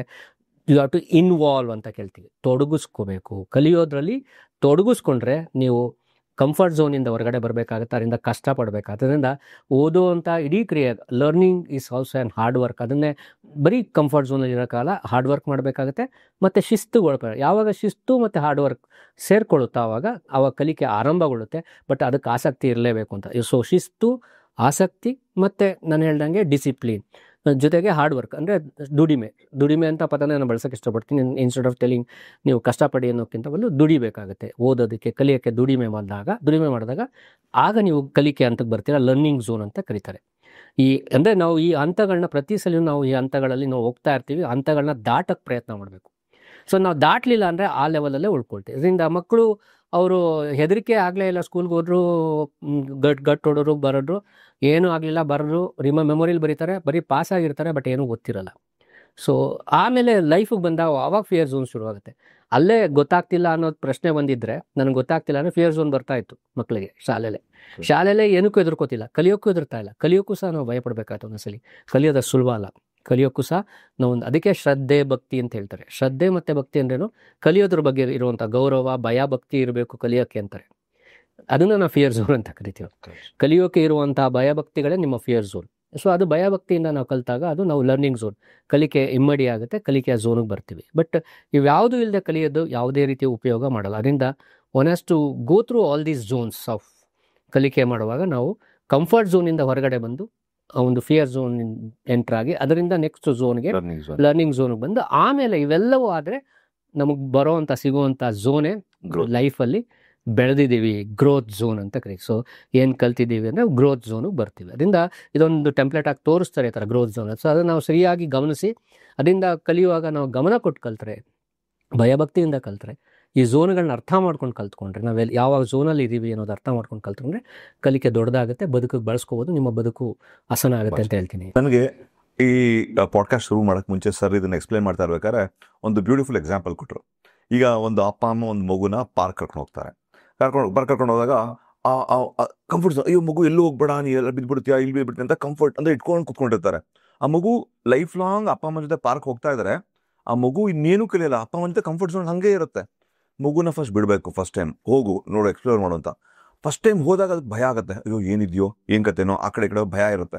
ಒಂದು 2-3 ಸರಿ ಸರ್ ಹೇಳಿದ್ರು ಪ್ರಾಕ್ಟೀಸ್ ಮಾಡಿ, ಡಿಸಿಪ್ಲಿನ ಪ್ರಾಕ್ಟೀಸ್ ಮಾಡಿದ್ರೆ ಆ ಫಿಯರ್ ಇರುವಂಥ ಫಿಯರು ಹೊರಟೋಗುತ್ತೆ. ಅವಾಗ ಏನಾಗುತ್ತೆ, ಲರ್ನಿಂಗ್ ಅಂದರೆ ಇಲ್ಲೇನಿದೆ, ಅಲ್ಲೇ ಆಟ ಸಾಮಾನ್ಯ, ಇಲ್ಲಿ ಯಾವ ಗಿಡ ಇದೆ, ಇದೇನಿದೆ ಅಂತ ಮಗು ಅನ್ವೇಷಣೆ ಮಾಡಿ ಕಲ್ತ್ಕೊಳಕ್ಕೆ ಶುರು ಮಾಡುತ್ತೆ. ಒಂದ್ಸರಿ ಈ ಕಂಫರ್ಟ್ ಝೋನಿಂದ ಹೊರಗೆ ಬಂದು ಫಿಯರ್ಸ್ ಬಂತು, ಎಲ್ಲರಿಗೂ ಫಿಯರ್ ಬಂದೇ ಬರುತ್ತೆ. ಆ ಫಿಯರಿಂದ ಹೊರಗೆ ಬಂದ ತಕ್ಷಣ ಲರ್ನಿಂಗ್ ಶುರು ಆಗುತ್ತೆ. ಫಿಯರ್ ಹೊರಟೋಗತ್ತಾಗ ಲರ್ನಿಂಗ್ ಶುರು ಆಗುತ್ತೆ. ಈ ಲರ್ನಿಂಗು ಮಾಡಿದ್ಮೇಲೆ ನೆಕ್ಸ್ಟ್ ಗ್ರೋತ್ ಝೋನ್ ಅಂದ್ರೆ ಏನು? ಓಕೆ ನೋಡಿ, ಈ ಗಿಡ ಯಾಕೆ ಬೆಳೀತಾ ಇಲ್ಲ, ಈ ಗಿಡ ಬದಲು ಇಲ್ಲ ಹಾಕ್ಬೋಯ್ತು, ನೆರಳಲ್ಲಿ ಹುಲ್ ಬೆಳೆದಿಲ್ಲ, ಬಿಸಿಲಲ್ಲಿ ಚೆನ್ನಾಗಿ ಹುಲ್ ಬೆಳೀತಾ ಇದೆ, ನೀರು ಹಾಕಿಲ್ಲ ಅಂದರೆ ಒಣಗೋಗಿದೆ. ಇದೆಲ್ಲ ನಮಗೆ ಲರ್ನಿಂಗ್ ಆದಮೇಲೆ ನೆಕ್ಸ್ಟ್ ಗ್ರೋತ್, ಇಲ್ಲಿ ಯಾವ ಥರ ಗಿಡ ಹಾಕಬಹುದು ಅಂತ ಅನ್ಕೊಂಡು ನನ್ನ ಗ್ರೋತ್ ಶುರು ಆಗುತ್ತೆ. ಸೊ ರಿಯಲ್ ಲೈಫಲ್ಲೂ ಕೂಡ ಸರ್ ನಿಮ್ಗೆ ಬ್ಯೂಟಿಫುಲ್ ಎಕ್ಸಾಂಪಲ್ ಆಕ್ಚುಲಿ ಕೊಟ್ಟಿರೋದು. ಅಲ್ಲ, ಅದೇ ಮುಂಚೆ ಮನೆ ಬಿಟ್ಟು ಕಳ್ಸಲ್ಲ ನಾವು, ಅದು ಕಂಫರ್ಟ್ ಝೋನ್. ಕರ್ಕೊಂಡೋಗಿ ಪಾರ್ಕ್ಗೆ ಫಸ್ಟ್ ಪಾರ್ಕಿಗೆ ಕರ್ಕೊಂಡೋಗಿ ಕರ್ಕೊಂಡು ಹೋದಾಗ ನಿಮಗೆ ಆವಾಗ ಶುರು ಆಗುತ್ತೆ. So we have to come out of our comfort zone. ನಮ್ಮ ಮನೇಲೇ ಇರೋದು ಎಲ್ಲ ಸಿಗುತ್ತೆ ಮನೇಲಿ. ಈಗೆಲ್ಲ ನಾವು ಮನೆ ಒಳಗೆ ಸೇರ್ಕೊಂಡ್ಬಿಡ್ತಿದ್ದೀವಿ, ಮನೆ ಹೊರಗೆ ಬರ್ತಾ ಇಲ್ಲ. ಮನೆ ಹೊರಗೆ ಬಂದಾಗ ನಿಮಗೆ ಕಂಫರ್ಟ್ ಝೋನ್ ಹೊರಗಡೆ ಬಿಡೋದು ಅಂದರೆ come out of your zone ಅಂತ ಕರಿತೀವಿ. ಸೊ ಎ ಬಗ್ಗೆ ಹೇಳ್ತಾ ಇದ್ರಿ ನೀವು.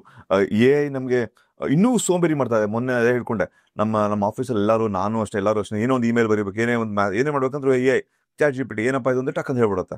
ಸೊ ನಮ್ದು ಇನ್ನೂ ಕಂಫರ್ಟ್ ಝೋನ್ ತಲ್ತಾರೆ. ಹೆಂಗೆ ಏನು ಉಪಯೋಗಿಸ್ಕೋಬಹುದು? ಮುಖ್ಯವಾಗಿ ಆ್ಯಕ್ಚುಲಾಗಿ ನಾವು ಒಂದು ಕ್ವಾಂಟಿಟಿ ಥಿಂಕಿಂಗ್ ಅಂತ ಕರಿತೀವಿ, ಇನ್ನೊಂದು ಕ್ವಾಲಿಟಿ ಥಿಂಕಿಂಗ್ ಅಂತಂದರೆ ಎಷ್ಟು ಕಲ್ತಿದೆಯಾ ಅನ್ನೋದು, ಅದರಲ್ಲಿ ಎಷ್ಟು ಚೆನ್ನಾಗಿ ಕಲ್ತಿದೆಯಾ ಅನ್ನೋದು ಎರಡು. ಕ್ವಾಲಿಟಿ ಥಿಂಕಿಂಗ್ ಅಂದರೆ ಎಷ್ಟು ಕಲ್ತಿದೆಯಾ, ಹೆಂಗೆ ಕಲ್ತಿದೆಯಾ, ಯಾವ ರೀತಿ ಕಲ್ತಿದೆಯಾ, ಅಥವಾ ಹೆಂಗೆ ಗೊತ್ತು ಅನ್ನುವಂಥ ಪ್ರಶ್ನೆ ಇರುತ್ತೆ. ಅದರಿಂದ ನನ್ನ ಅವ್ರು ಹೇಳಿದ ಸ್ಲೈಡ್ಗೆ ಬರ್ತೀನಿ, ಹೆಂಗೆ ಕಲ್ತಿದೆಯಾ ಅನ್ನುವಂಥದ್ದು. ಅದರಿಂದ ಇಲ್ಲಿ ಕ್ವಾಲಿಟಿ ಥಿಂಕಿಂಗ್ ಅಂದರೆ ನಮ್ಮ ಎಲ್ಲ ಕಂಫರ್ಟ್ ಝೋನ್ ಉದ್ದೇಶ ಇರೋದು ಕ್ವಾಲಿಟಿ ಥಿಂಕಿಂಗ್ಗೆ ಉದ್ದೇಶ. ಸೊ ಬಳಸಿ ನಾವು ನಮ್ಮ ಟೈಮನ್ನು ಹೆಚ್ಚು ಟೈಮ್ ನಮ್ಗೆ ಸಿಗುತ್ತಿದೆ. ಅಂದರೆ ಇವತ್ತು ಹೈಪರ್ ಲರ್ನಿಂಗ್ ಅಂತ ಕರಿತೀವಿ ನಾವು. ಮೊದಲು ಜನ್ರೇಷನ್ ಥರ ನಾವು ಸಾಕಷ್ಟು ವಿಷಯನ ಕಲಿಬೇಕಾಗತ್ತೆ, ಸ್ಪೀಡಾಗಿ ಕಲಿಬೇಕಾಗತ್ತೆ, ಟೈಮ್ ಬೇಕಾಗುತ್ತೆ. ಅದರಿಂದ ನಮಗೆ ತುಂಬ ಕಲಿಯೋಕ್ಕೆ, ಕೆಲವು ನಮಗಿಷ್ಟ ಇರೋದನ್ನ ಕಲಿಯೋಕ್ಕೆ ಸಿಗ್ತಿರೋ ಟೈಮ್ ತುಂಬ ಕಡಿಮೆ. ಅದರಿಂದ ವಿಷಯ ತಿಳ್ಕೊಳ್ಳೋಕ್ಕೆ ನಾವು ಟೈಮ್ ಸ್ಪೆಂಡ್ ಮಾಡಿಬಿಟ್ರೆ, ಅಥವಾ ಯಾವುದನ್ನ ರಿಪಿಟೇಟಿವ್ ಆ್ಯಕ್ಟಿವಿಟೀಸ್ಗಳನ್ನ ಮಾಡಿದ್ರೆ, ಅದರಿಂದ ಅಂತ ಟೂಲ್ಗಳು ನಮಗೆ ಕೆಲವು ಆ್ಯಕ್ಟಿವಿಟೀಸ್, ದಿನನಿತ್ಯ ಆ್ಯಕ್ಟಿವಿಟೀಸ್ಗಳನ್ನ ಅದು ಕಂಫರ್ಟ್ ಝೋನ್ ತಂದಿಡುತ್ತೆ, ನಿಜ ಒಪ್ಕೊಳ್ತೀನಿ. ಆದರೆ ನಾವು ನಮ್ಮ ಇವಾಗ ಟೈಮನ್ನು ನಾವು ಕ್ವಾಲಿಟಿ ಥಿಂಕಿಂಗ್ ಉಪಯೋಗಿಸ್ಬೇಕಾದ್ರಿಂದ ಯಾವಾಗಲೂ ಆ AI ಇಂದ ಕಂಫರ್ಟ್ ಝೋನ್ಗೆ ಬರಬಾರ್ದು, ಗ್ರೋತ್ ಝೋನಲ್ಲೇ ಇರಬೇಕು. ಸೊ AI ಜೊತೆಗೆ ಗ್ರೋತ್ ಝೋನಲ್ಲಿ ಇದ್ರೆ ನೀವು ಖಂಡಿತ ಅದರ ಬಳಕೆ ಉಪಯೋಗ ಆಗುತ್ತೆ. ಇಲ್ಲ ಅಂದರೆ you are coming back to reverse to the comfort ಝೋನಿಂದ ನಾವು ಗ್ರೋತ್ ಝೋನಿಂದ ವಾಪಸ್ ಬಂದಾಗುತ್ತೆ. ಹೆಚ್ಚು ಜನಕ್ಕೆ ಇವಾಗ ಆಗ್ತಿರೋವಂಥದ್ದು ಅಷ್ಟೇ, ಗ್ರೋತ್ ಝೋನ್ಗೆ ಹೋಗೋದೇ ಇಲ್ಲ, ಫಿಯರ್ ಝೋನ್ಗೂ ಹೋಗಲ್ಲ, ಎಲ್ಲ ಕಂಫರ್ಟ್ ಝೋನಲ್ಲೇ. ಈಗ ಉದಾಹರಣೆಗೆ ನಂಗೆ ಬೆಸ್ಟ್ ಸಿಂಪಲ್ ಉದಾಹರಣೆ ಅಂದರೆ ಮನೇಲಿ ಅಡುಗೆ ಮಾಡೋಕ್ಕೂ ಒಂದು ಅನ್ನ ಮಾಡ್ಕೊಳ್ಳೋಕ್ಕೂ ಸಹ ಸೋಮಾರಿತನ. ಸೊ ಮೊಸರು ತರಿಸ್ಕೊಳ್ಳೋದು, ಅನ್ನನೂ ತರಿಸ್ಕೋತೀವಿ ಬೇಕಾದ್ರೆ ಬೇಕು ಅಂದರೆ. ಸೊ ಝೊಮ್ಯಾಟೋದಲ್ಲಿ ಅನ್ನ, ಮೊಸರು ಇದೆ, ಸಾರು ಇದೆ, ಅಲ್ಲ ನಾನು ಅನ್ನ ಮಾಡ್ಕೊಪ್ಪ ಅಂದರೆ ಅನ್ನನೂ ತೊಗೊಳ್ಳೋ ಮಟ್ಟಿಗೆ ಕಂಫರ್ಟ್ ಝೋನ್ಗೆ ಬಂದಿದ್ದೀವಿ. ಆನ್ಲೈನ್ ಆರ್ಡ್ರ್ ಮಾಡಿದ್ರೆ ಅಂತ. It's not like that. At least everything is available. What is needed ಮಾತ್ರ ತರಿಸ್ಕೊಳ್ಳಿ. ಉಳಿದಿದ್ದಕ್ಕೆ ನಿಮ್ಮ ಕ್ವಾಲಿಟಿ ಟೈಮ್ನ ಸ್ಪೆಂಡ್ ಮಾಡಿ ಅನ್ನೋದು ಉದ್ದೇಶ. ಬಟ್ ಇದನ್ನು ಯಾರು ತಿಳ್ಕೊಂಡಿರ್ತಾರೋ ಅವ್ರಿಗೆಲ್ಲ ಅವ್ರ ಕ್ವಾಲಿಟಿ ಟೈಮು ಇರುತ್ತೆ. ಅದಕ್ಕೆ ನನ್ನ ಅತ್ಯಂತ ಪಾಪ್ಯುಲರ್ ಡೈಲಾಗ್ ಒಂದಿದೆ, a busy person is a person who finds time to do everything ಅಂತ ಹೇಳ್ತೀನಿ. ಅದರಿಂದ ಅವರು ಮಾಡಿದವರು ಟೂಲ್ ಮಾಡಿದವ್ರು ಅವ್ರು ಬ್ಯುಸಿಯಾಗೇ ಇರ್ತಾರೆ, ಅವ್ರು ಮತ್ತೆ ಬಳಸ್ತಿರ್ತಾರೆ, ಅವ್ರು ಗ್ರೋತ್ ಆಗ್ತಿರ್ತಾರೆ. ಆದರೆ ಟೂಲ್ ಬಳಸ್ತಿರೋರು ಸೋಮಾರಿಗಳಾಗ್ತಿರ್ತಾರೆ. ಅದರಿಂದ ಟೂಲ್ ಬಳಸಿ ಬದುಕು ಕಟ್ಟೋಕ್ಕಾಗತ್ತಾ ಅಂತ ನೋಡಿ, ಬರೀ ಟೂಲ್ ಬಳಸೋದು ಮಾತ್ರ ಇಂಪಾರ್ಟೆಂಟ್ ಅಲ್ಲ. ಇಂದ ಕಂಫರ್ಟ್ ಝೋನಲ್ಲೇ ಬನ್ನಿ. ಆ ಥರ ತೊಗೊಂಡಾಗ ಗಣಿತ ಕಲಿಯೋದು ಒಂದು ದೊಡ್ಡ ಒಂದು ಆ್ಯಕ್ಟಿವಿಟಿ, ತುಂಬ ದೊಡ್ಡ ಚಟುವಟಿಕೆ ಗಣಿತ ಕಲಿಯುವಂಥದ್ದು. ಗಣಿತ ಕಲಿತ್ರೆ ಎಲ್ಲವನ್ನೂ ಕಲಿತಾಗೆ ಅಂತಲೇ ನನ್ನ ಪರ್ಸನಲ್ ಎಕ್ಸ್ಪೀರಿಯನ್ಸ್ ಕೂಡ. ನೀವು ಯಾವುದೇ ಇವ್ರನ್ನ ಹುಡ್ಕೊಂಡು ಹೋದ್ರು ನಿಮ್ಗೆ ಗೊತ್ತಿರುತ್ತೆ ಅವ್ರಿಗೆ ಗಣಿತ ಚೆನ್ನಾಗಿರುತ್ತೆ. ಯು ಕ್ಯಾನ್ ಮ್ಯೂಸಿಷಿಯನ್ ಕೇಳಿ, ಅವ್ರ ಗಣಿತ ಚೆನ್ನಾಗಿರುತ್ತೆ. ನಾನು ಸುಮ್ಮನೆ ಹೇಳ್ತಾರೆ, ಅವ್ರಿಗೆ ಎಲ್ಲರಿಗೂ ಚೆನ್ನಾಗಿ ಗೊತ್ತಿರುತ್ತೆ. ಅದರಿಂದ ಈ ಗಣಿತ ಕಲ್ತಿರೋದ್ರಿಂದ ಏನು ಅನುಕೂಲ ಆಗುತ್ತೆ ಅಂತ ಗಣಿತಜ್ಞರು ಅಂತ ಒಂದು ಪದ ಬಳಸ್ತಾರೆ. ಅಂದರೆ ಅಥವಾ ನಾನು ಅದು ಆ್ಯಕ್ಚುಲಿ ಮ್ಯಾಥಮ್ಯಾಟಿಷಿಯನ್ ಈಸ್ ಸಮ್ವನ್ ಅಂತ ಹೇಳ್ತಾರೆ. ನಾನು ಸರಿ ಗಣಿತ ಬಲ್ಲವರೆಂದರೇನು, ಅವ್ರೇನು ಮಾಡೋಕ್ಕಾಗುತ್ತೆ, ಗಣಿತ ಗೊತ್ತಾದ್ರೆ ನಿಮ್ಗೇನು ಗೊತ್ತಾಗುತ್ತೆ ಅಂದರೆ you can imagine lot. Maths make you to imagine lot. ಅದರಿಂದ ಕಲ್ಪನೆಗಳು ಹೆಚ್ಚಾಗ್ತಾ ಹೋಗುತ್ತೆ. ಮ್ಯಾಥ್ಸ್ ಗೊತ್ತಾರೆ, ಯು ಹ್ಯಾವ್ ಟು ಇಮ್ಯಾಜಿನ್ ಅಂತ ಕರೀತಾರೆ. ಮ್ಯಾಥ್ಸ್ ಎಷ್ಟೋ ಪ್ರಾಬ್ಲಮ್ ಸಾಲ್ವ್ ಮಾಡುವಾಗ, ಪ್ರೂಫ್ ಮಾಡುವಾಗ ಇಮ್ಯಾಜಿನ್ ಅಂತ ಕರೀತಾರೆ. ಸೊ ಇಮ್ಯಾಜಿನ್ ಮಾಡ್ಕೊಳ್ಳೋವಂಥ ಒಂದು ಪರಿಕಲ್ಪನೆಯನ್ನು ಕೊಡುವಂಥ ಶಕ್ತಿ ಗಣಿತ ಕೊಡುತ್ತೆ. ಅದರಿಂದ ಗಣಿತ ಕಲ್ತಿದ್ದೀನಿ ಅಂದರೆ ನಿಮ್ಗೆ ಇಮ್ಯಾಜಿನ್ ಮಾಡೋಕ್ಕೆ ಬರುತ್ತೆ ಅಂತ. ಸೊ ಇಮ್ಯಾಜಿನ್ ಅಂದರೆ ಸುಮ್ಮನೆ ಒಂದು ಎಕ್ಸಾಂಪಲ್ ಕೊಡ್ತೀನಿ. ಇಮ್ಯಾಜಿನ್ ಸರ್ ಏನು ಹೇಳ್ತೀನಿ ಅಂದರೆ, √9 3ರಿಂದ √9 ಅಂತ ಬರೀಬೋಯ್ತು, 9 ಒಳಗೆ ಯಾವ ರೀತಿ ಬರೀಬೋ ಅಂತ ತೋರಿಸೋದ್ರಲ್ಲ, ಅದೇ ಇಮ್ಯಾಜಿನೇಷನ್. ಅದು ಇಮ್ಯಾಜಿನ್. ಸೊ ಅದೇ ಇಮ್ಯಾಜಿನೇಷನ್. ಸೊ ಈ ನಂಬರ್ ಥಿಯರಿ ಬೆಳೆದಾಗ ಅವರು ಸಾಕಷ್ಟು ಇಮ್ಯಾಜಿನೇಷನ್ ಮಾಡ್ತಾರೆ. So they give lot of work to their brain. Imagination help ಆಗುತ್ತೆ. ಅದರಿಂದ ಮ್ಯಾಥ್ಸ್ ಗೊತ್ತಾರೆ ಇಮ್ಯಾಜಿನ್ ಮಾಡ್ಬೋದು. ಇಮ್ಯಾಜಿನ್ ಮಾಡಿದ್ರೆ ಡೆಫಿನೆಟ್ಲಿ ಸೈನ್ಸು ಟೆಕ್ನಾಲಜಿ ಎಲ್ಲ ಅರ್ಥ ಮಾಡ್ಕೊಳ್ಳೋದು ಈಸಿ ಆಗ್ತಾ ಹೋಗುತ್ತೆ. ಸೊ ನಾವು ಹೇಳ್ತೇವೆ ಥಿಂಕ್ ಅಂತ ಹೇಳ್ತಾರೆ, ಇಮ್ಯಾಜಿನ್ ಅಂತ ಹೇಳ್ತಾರೆ. ಎಷ್ಟೋ ಪಾಠ ಮಾಡುವಾಗ ಟೀಚರ್ಸ್ಗಳು ಇಮ್ಯಾಜಿನ್ ಅನ್ನೋ ಪದ, ಇಮ್ಯಾಜಿನ್ ಮಾಡೋಕ್ಕೆ ಬರಲಿಲ್ಲ ಅಂದರೆ ಇಮ್ಯಾಜಿನ್ ಮಾಡುವಂಥ ಸ್ಟ್ರೆಂತನ್ನು ಕೊಡುವಂಥದ್ದು ಗಣಿತ ಆಗಿರುತ್ತೆ. ಅದೇ ಉತ್ತರಗಳನ್ನು ವಿವರಿಸುವವರು ಅಂತ ಇಂಗ್ಲೀಷ್ ಅದಾರೆ, ಎಕ್ಸ್ಪ್ಲೈನ್ ಯುವರ್ ಆನ್ಸರ್ಸ್. ಎಲ್ಲರೂ ಉತ್ತರ ಬರೆದ್ಬಿಡ್ತಾರೆ. ಹೆಂಗಪ್ಪ ಬಂತು ಅಂತ ಹೇಳಿದ್ರೆ ಯಾರೂ ಹೇಳಕ್ಕೆ ಹೋಗಲ್ಲ, ಗೊತ್ತಿಲ್ಲ. ಕಾಪಿ ಮಾಡಬರೋದ್ರು ಅಥವಾ ರಿಫ್ಲೆಕ್ಟ್ ಮಾಡೋರು. ಅದರಿಂದ unless until you are able to explain your answers, ಅಂದರೆ if you are able to explain your answer, you know maths ಅಂತ ಹೇಳ್ತೀವಿ ನಾವು. ಸೊ ಮ್ಯಾಥ್ಸ್ ಗೊತ್ತಿರೋರು ಅದಕ್ಕೆ ಉತ್ತರ ಹೇಳೋಕ್ಕೆ, ಅಂದರೆ ಅವರು ಪ್ರಶ್ನೆಗೆ ಹೆಂಗೆ ಉತ್ತರ ಸ್ಟೆಪ್ ಬೈ ಸ್ಟೆಪ್ ನಾವು ಹೇಳ್ತೀವಿ, ಒಂದೊಂದು ಸ್ಟೆಪ್ ಬೈ ಸ್ಟೆಪ್ ಮಾಡಬೇಕು.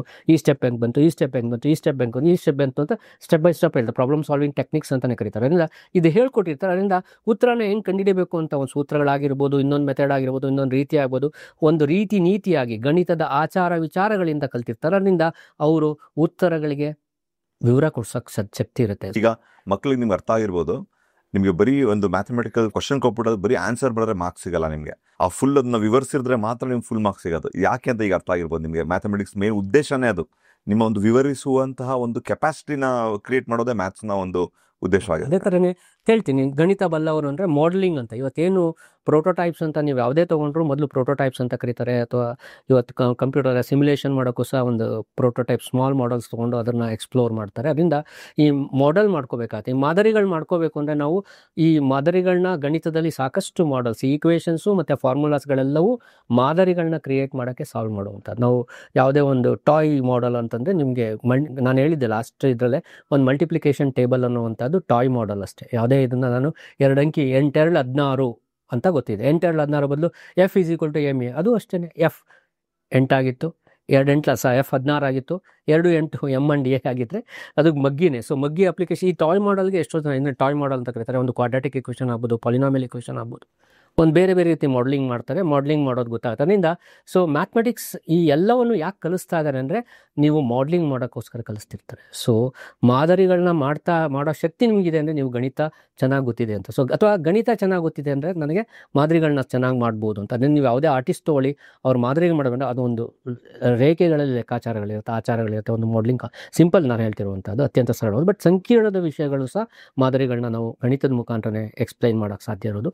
ಸಾಕಷ್ಟು ವಿಜ್ಞಾನದ ವಿಚಾರಗಳನ್ನ ಮಾದರಿಗಳನ್ನ ಮಾಡ್ಕೊಂಡೆ ಮಾಡೋದ್ರಿಂದ ಗಣಿತ ಗೊತ್ತಿದೆ ಅಂದರೆ ನಿಮ್ಗೆ ಮಾಡಲಿಂಗ್ ಮಾಡೋಕ್ಕಾಗುತ್ತೆ ಅನ್ನೋಂಥ ಅದರಿಂದ ದೊಡ್ಡ ವಿಚಾರ. ಸರ್, ಈಗ ನೀವು ನನಗೆ ಕಂಫರ್ಟ್ ಝೋನ್ ಹೇಳಿದ್ರಿ, ಮತ್ತು ಫಿಯರ್ ಝೋನ್ ಆಯ್ತು ಗೊತ್ತಾಯ್ತು, ಲರ್ನಿಂಗ್ ಝೋನ್ ಗೊತ್ತಾಯ್ತು.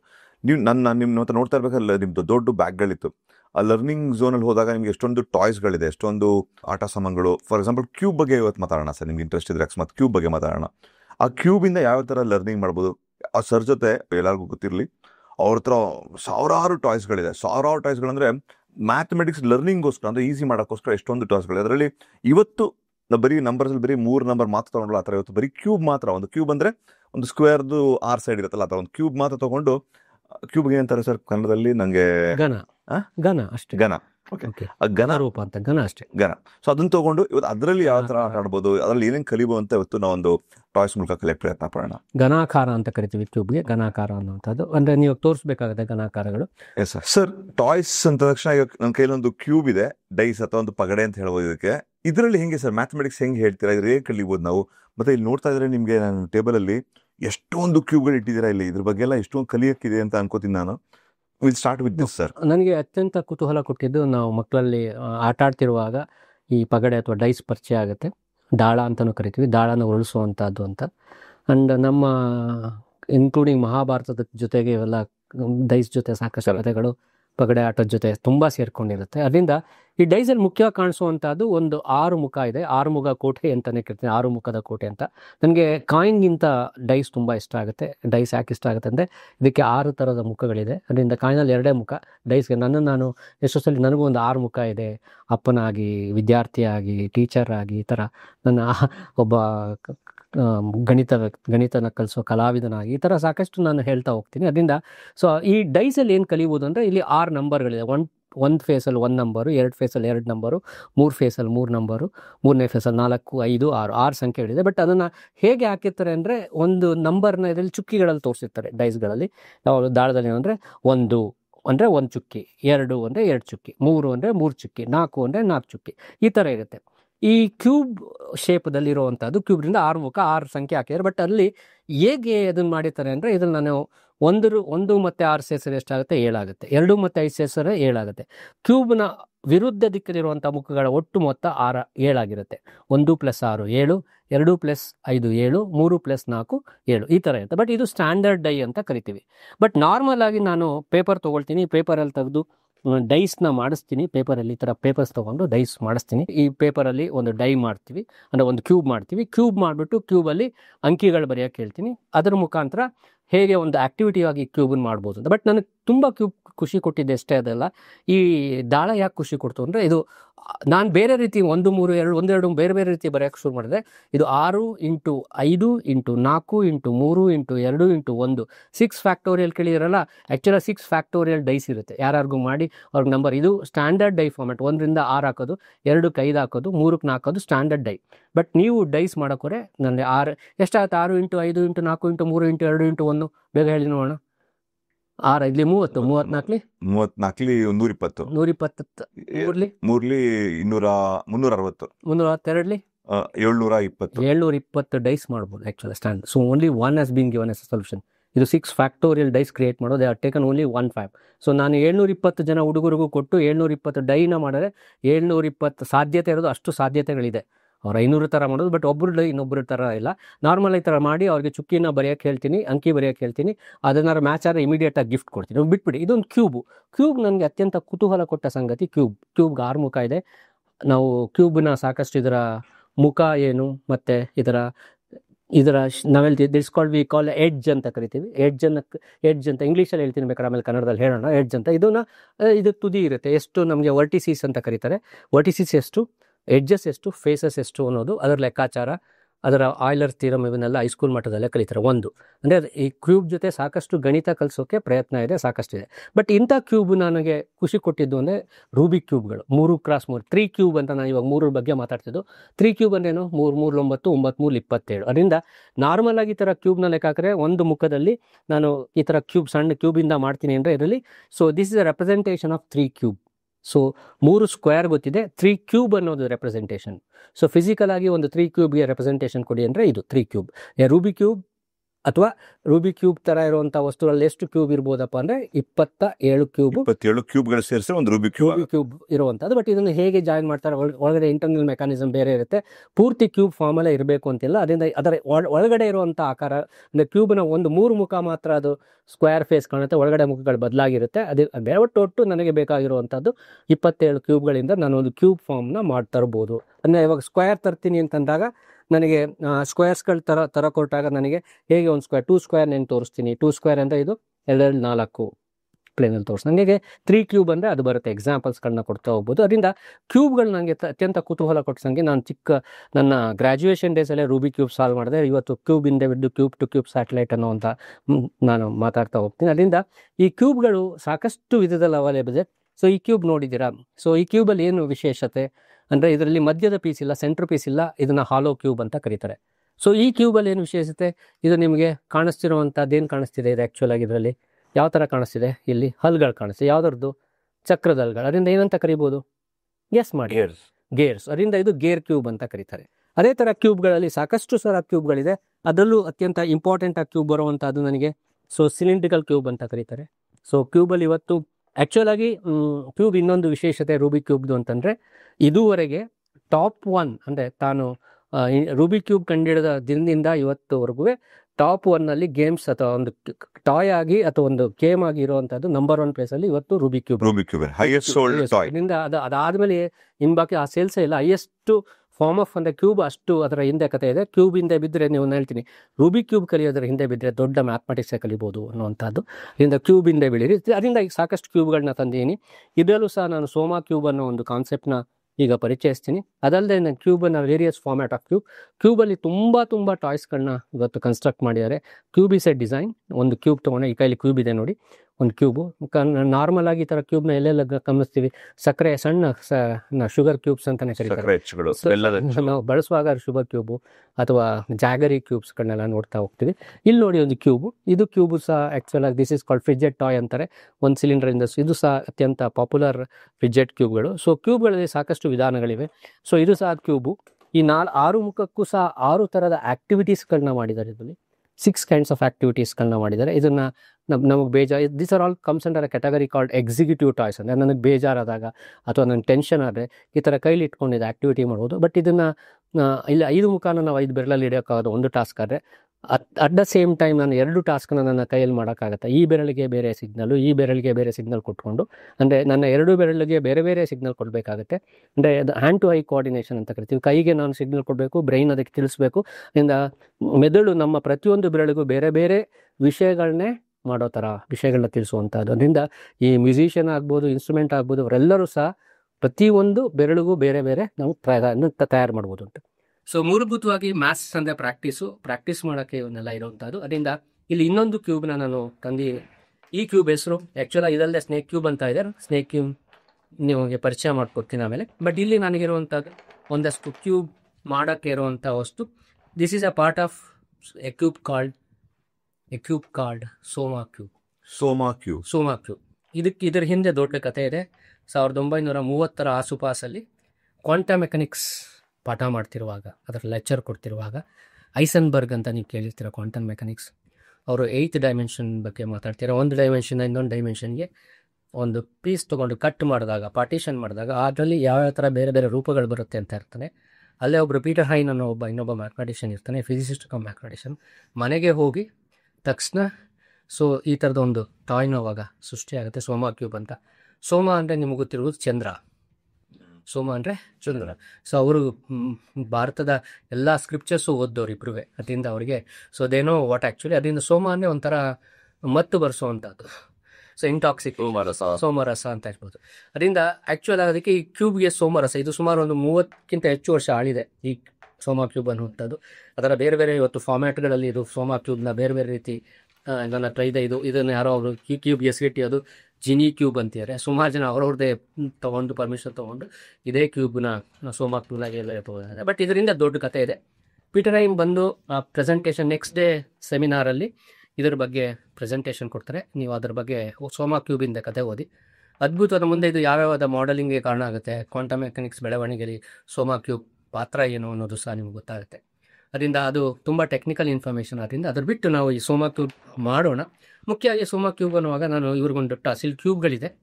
ಈ ಸಣ್ಣ ಕ್ಯೂಬ್ನ ಈ ಥರದ್ದು ಆ್ಯಕ್ಚುಲಾಗಿ ನಾನು ಹೇಳ್ತೀನಿ, ನನ್ನ ವರ್ಕ್ಶಾಪ್ ಮಾಡ್ತೀನಿ.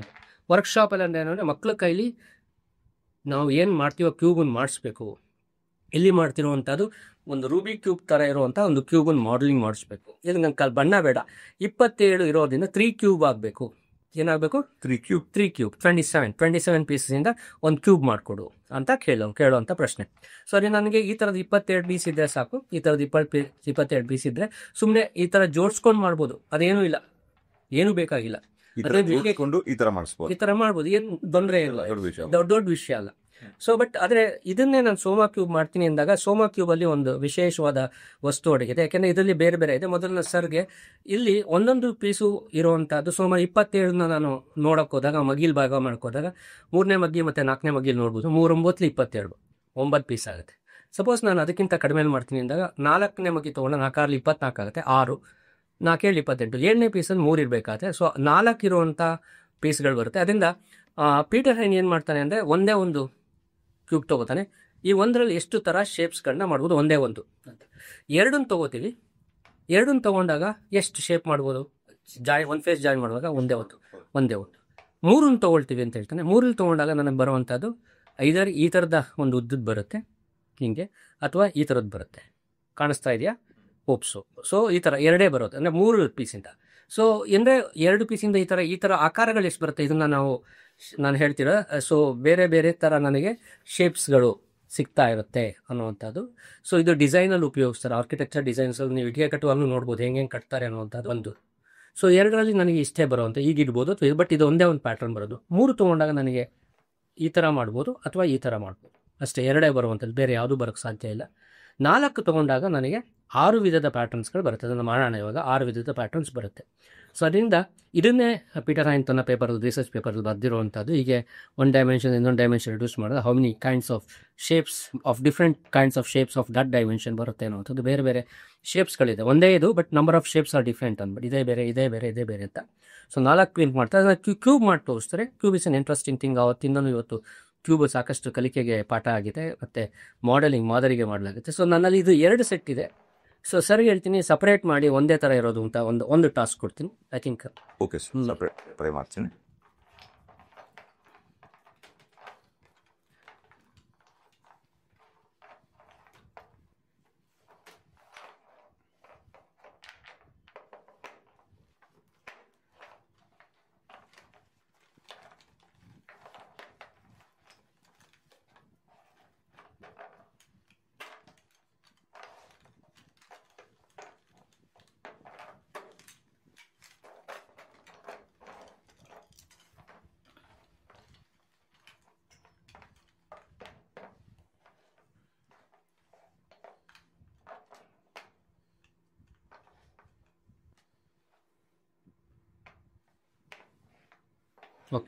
ಸೊ ಇದನ್ನು ನಾನು ಇದರಲ್ಲಿ 2 ಸೆಟ್ ಇತ್ತು, ಅದರಿಂದ ನಾನು ಒಂದು ಸೆಟ್ಟನ್ನು ತೆಗೆದು ಬಿಡ್ತಾ ಇದ್ದೀನಿ. ಸೊ ಐಮ್ ಜಸ್ಟ್ ಅವರೇ ಒಂದೊಂದು ತೆಗೆದು. ಸೊ 2 ಸೆಟ್ ಇಲ್ಲೇ ಒಂದು ಸೆಟ್. ಸೊ ಈಗ ನಾನು ಇದರಲ್ಲಿ ನಾನು ಹೇಳ್ದಂಗೆ ಸೊ 4 ಈ ಥರ 4 ಇರೋದು 1 2 3 4. So I got 5 6 goes 24 plus 3 27 cube ಇದೆ. 27 ಕ್ಯೂಬಲ್ಲಿ ಕ್ಯೂಬ್ ಸ್ಟ್ರಕ್ಚರ್ ಆಗುತ್ತಾ ಅನ್ನೋದೇ ಸವಾಲು. 27 ಕ್ಯೂಬ್ ಇದೆ, ಬಟ್ 27 4ನ 6 ಜಾಯಿಂಟ್ ಪೀಸ್ಗಳಿವೆ, ಮತ್ತು 3 ಅಂತ. ಸೊ ನನಗೆ ಒಂದು ಕ್ಲೂ ಗೊತ್ತಿದೆ, ನನಗೆ ಇದನ್ನು ಪಳಗಿರೋದ್ರಿಂದ ನಾನು ಇಮಿಡಿಯೇಟಾಗಿ ಮಾಡ್ತೀನಿ. ನಾನು ಏನು ಮಾಡ್ತೀನಿ, ಫಸ್ಟು ಇದರ ಅರ್ಥ ಮಾಡ್ಕೊಳ್ಳೋಕ್ಕೋಸ್ಕರ ಫಸ್ಟ್ ಕೆಲವೊಂದು ಸಪ್ರೇಟ್ ಮಾಡಿ, ಈ ಥರದ್ದೊಂದು ಸಪ್ರೇಟ್ ಮಾಡ್ತೀನಿ, ನೋಡ್ಕೊಳ್ಳಿ. ಸೊ ಈ ಥರದೊಂದು ಸಪ್ರೇಟ್ ಮಾಡ್ತೀನಿ, ಝಡ್ಡನ್ನು ಸಪ್ರೇಟ್ ಮಾಡಿ ತೆಗೆದಿಟ್ಕೊಳ್ತಾ ಇದ್ದೀನಿ. ಇವು 3ನ್ನ ಫಸ್ಟ್ ತೆಗೆದಿಟ್ಕೊಳ್ತೀನಿ. ಸೊ ಆ 3 ಇನ್ನು ಉಳಿದ್ರಲ್ಲಿ ಏನು ಮಾಡ್ತೀನಿ, ಒಂದನ್ನು ಈ ಥರ ತೊಗೊಳ್ತೀನಿ. ಇದಕ್ಕೆ ನಾನು ಇವೆರಡರಲ್ಲಿ ಯಾವುದು ಹೀಗೆ ಮ್ಯಾಚ್ ಆಗುತ್ತೆ ಅಂತ ನೋಡ್ತಾ ಹೋಗ್ತೀನಿ. ಹಿಂಗೆ ಅಂದರೆ ಕ್ರಾಸಲ್ಲಿ ಇರಬೇಕು, ಡಯಾಗನಲ್ ಆಗಿ. ಸೊ ಇದು ಕೆಳಗಡೆ ಕ್ಯೂಬ್ದು ಫೇಸು, ಅದರಲ್ಲಿ 9 ಬರಬೇಕಾಗುತ್ತೆ, ಮೇಲ್ಗಡೆ ಅದ್ರ ಮೇಲೆ 9, ಅದ್ರ ಮೇಲೆ 9. ಈಗ 1 2 3 4 5 6 7 ಇದೆ. ಸೊ ಇಲ್ಲಿಗೆ 3 ಹಾಕಿದಾಗ, ಸೊ ಇದ್ರ ಮೇಲೆ ನಾನು ಈ ಝಡ್ಡನ್ನು ತೆಗೆದು ಹಿಂಗೆ ಕೂರಿಸ್ತೀನಿ. ಸೊ ಝಡ್ ಕೂರಿಸಿದ್ಮೇಲೆ ಈಗ ಉಟ್ಕೊಂಡಿರೋ 2ನ್ನ ನಾನು ಇಲ್ಲ ಆಗುತ್ತೆ ಅಂತ ಚೆಕ್ ಮಾಡ್ತೀನಿ. ಇವೆರಡು ಇಲ್ಲ ಫಿಟ್ ಆಗುತ್ತೆ. ಓಕೆ, ಸೊ ನೆಕ್ಸ್ಟು ಇಲ್ಲಿ ಇರ. So this how the whole cube is there. Okay, ಇದನ್ನು ತೆಗೆದು ಇದಕ್ಕೆ ಆದ ಒಂದು ಇದು ಕೊಟ್ಟಿಯಾನೆ, ಬಾಕ್ಸ್ ಕೊಟ್ಟಿಯಾನೆ, ಇದನ್ನಕ್ಕೆ ಕ್ಯೂಬ್ ಆಗಿದೆ. ಓಕೆ, ನಾವು ಸವಾಲು ಕ್ಯೂಬ್ ಮಾಡ್ತೀರಾ, ಬಟ್ ವರ್ಕ್ಶಾಪಲ್ಲಿ ಹೆಂಗೆ ಮಾಡಿಸ್ತೀರಾ ಅನ್ನೋಂಥ ದೊಡ್ಡ ಕ್ವಶನ್ ಇದೆ. How do you do it in ವರ್ಕ್ಶಾಪಲ್ಲಿ ನಾನು ಈ ಥರದ ಸಣ್ಣ ಕ್ಯೂಬ್ ಕೊಡ್ತೀನಿ. ಅವ್ರಿಗೆ ಫೆವಿಕಾಲ್ ಅಥವಾ ಬಾಂಡಿಂದ ನಾನು ಇದನ್ನು ಅಣ್ಸಕ್ಕೆ ಹೇಳ್ತೀನಿ. ಅಣ್ಸಕ್ಕೆ ಕೇಳುವಾಗ ನಾನು ಪ್ರತಿಯೊಂದು ಶೇಪ್ನ ಅವ್ರ ಕೈ ಕೊಟ್ಟು ಆ ಶೇಪ್ನ ಅವ್ರಿಗೆ ಮಾಡೋಕ್ಕೆ ಹೇಳ್ತೀನಿ. ಈ ಶೇಪ್ನ ಇದ್ರಲ್ಲಿ ಮಾಡಿ ಸರ್ ಅಂತ ಕೇಳ್ತೀನಿ. ಸೊ ಅವರು ಎಷ್ಟು ಕ್ಯೂಬ್ ತೊಗೋಬೇಕಾಗತ್ತೆ? 4 ಕ್ಯೂಬ್ ತೊಗೋಬೇಕು. 4 ತೊಗೊಳುತ್ತೆ, ಮಾಡ್ತಾರೆ. ಮಾಡಿದಾಗ ನಾನು ತೆಗ್ದದ ಹಿಂಗೆ ಇಟ್ಕೊಳ್ತೀನಿ. ನೆಕ್ಸ್ಟ್ ನಾನು ಅವರಿಗೆ ಶೇಪ್ ಕೊಡ್ತೀನಿ. ಸೊ ಇದನ್ನು ಸರ್ ಅದೇ 4ರಲ್ಲಿ ಅವ್ರು ಮಾಡಬೇಕು.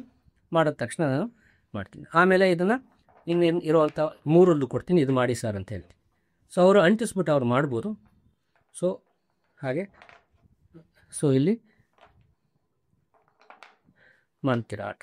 ಓಕೆ, ಸೊ ಆಮೇಲೆ ಸೊ ನಾನು ಹೇಳ್ತೀನಿ ಈ ಝಡ್ ಥರ ಇದು. ಆಮೇಲೆ ಹೇಳ್ತೀನಿ ಹೆಸರುಗಳು ಬೇಕಾರೆ ಎಲ್ಲರೂ ಹೇಳ್ತಾ ಹೋಗ್ತೀನಿ ಬೇಕಾರೆ.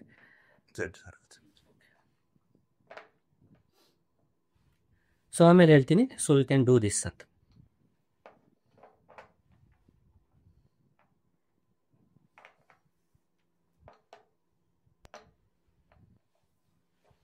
ಆಮೇಲೆ ಇದನ್ನು ಮಾಡಿ ಅಂತ ಹೇಳ್ತೀನಿ. ಸರಿ,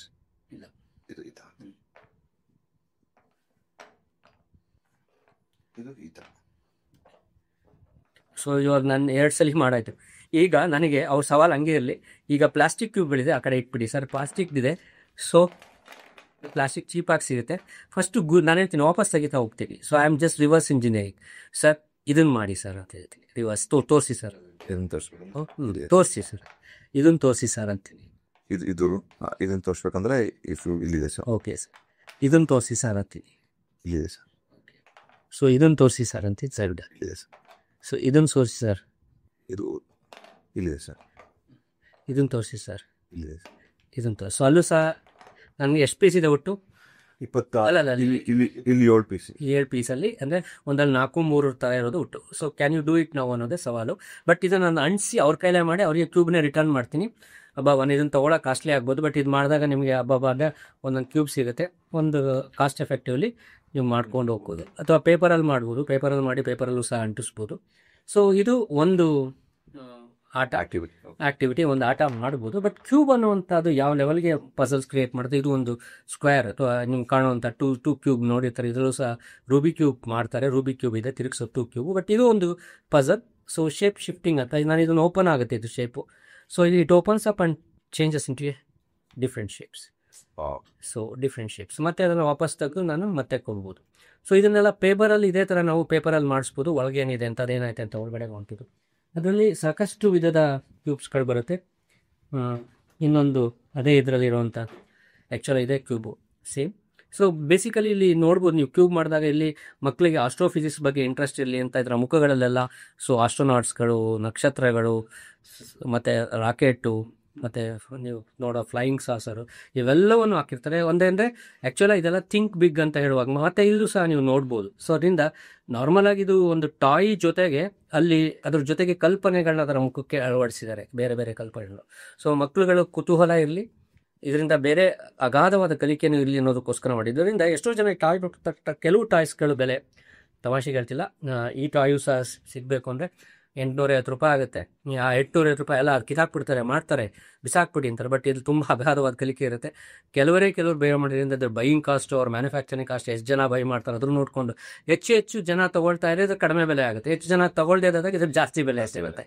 ಅದು ಕಾರಣ ಇರುತ್ತೆ ಹೊರತು ಅದರಿಂದ ರೂಬಿ ಕ್ಯೂಬ್ ಹೆಚ್ಚು 30 ರೂಪಾಯಿಗೂ ಸಿಗುತ್ತೆ, 3000 ರೂಪಾಯಿಗೂ ಸಿಗುತ್ತೆ. ರೂಬಿ ಕ್ಯೂಬ್ ಅಂತ ಕಾಂಪಿಟೇಟಿವ್ ಕ್ಯೂಬ್ ಎಲ್ಲ ಕಾಸ್ಟ್ಲಿ ಕ್ಯೂಬ್ಸ್ಗಳಿದೆ, ತುಂಬ ಕ್ಯೂಬ್ಸ್ಗಳಿದೆ ಅದರ ಮ್ಯಾನುಫ್ಯಾಕ್ಚರಿಂಗ್ ಮೇಲೆ. ಅದರಿಂದ ನಾವು ಕ್ಯೂಬು ಅಂದ ತಕ್ಷಣ ನೆಗ್ಲೆಕ್ಟ್ ಮಾಡೋಕ್ಕಲ್ಲ. ಕ್ಯೂಬ್ ಹಿಂದೆ ಗಣಿತ ಅಡಗಿದೆ. ವಿಶೇಷವಾದ ಆ್ಯಕ್ಟಿವಿಟೀಸ್ಗಳಿಗೆ ಕ್ಯೂಬ್ನ ತೊಗೊಂಡು ನಾವು ಬೇರೆ ಬೇರೆ ರೀತಿ ಮಾದರಿಗಳನ್ನ ಇವೆಲ್ಲ ಬೇರೆ ಬೇರೆ ಮಾದರಿ ಕ್ಯೂಬ್ ಮಾಡೆಲ್ಸ್ಗಳೇ. ಹಾಗೆ ಇವತ್ತು ಅತ್ಯಂತ ಪಾಪ್ಯುಲರ್ ಆಗಿರುವಂಥ ಇನ್ನೊಂದು ಕ್ಯೂಬು ಸಹ, ಸೊ ಇದು ಸಹ ಇನ್ನೊಂದು ಕ್ಯೂಬು.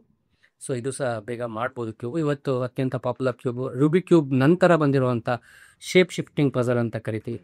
ಸೊ ಇದು ಸಹ ಸಾಕಷ್ಟು 72 ಪಾಪ್ಯುಲರ್ ಆಕಾರಗಳನ್ನ ಮಾಡುತ್ತೆ. ಸೊ ಆಗೋದ್ರ ಅನ್ಕೊಂತ ಸೊ ಇವತ್ತು ಮಾಡೋ ಬದಲು ನಾನು ಸೊ ಇವತ್ತು ಇದರಲ್ಲಿ ಸಾಕಷ್ಟು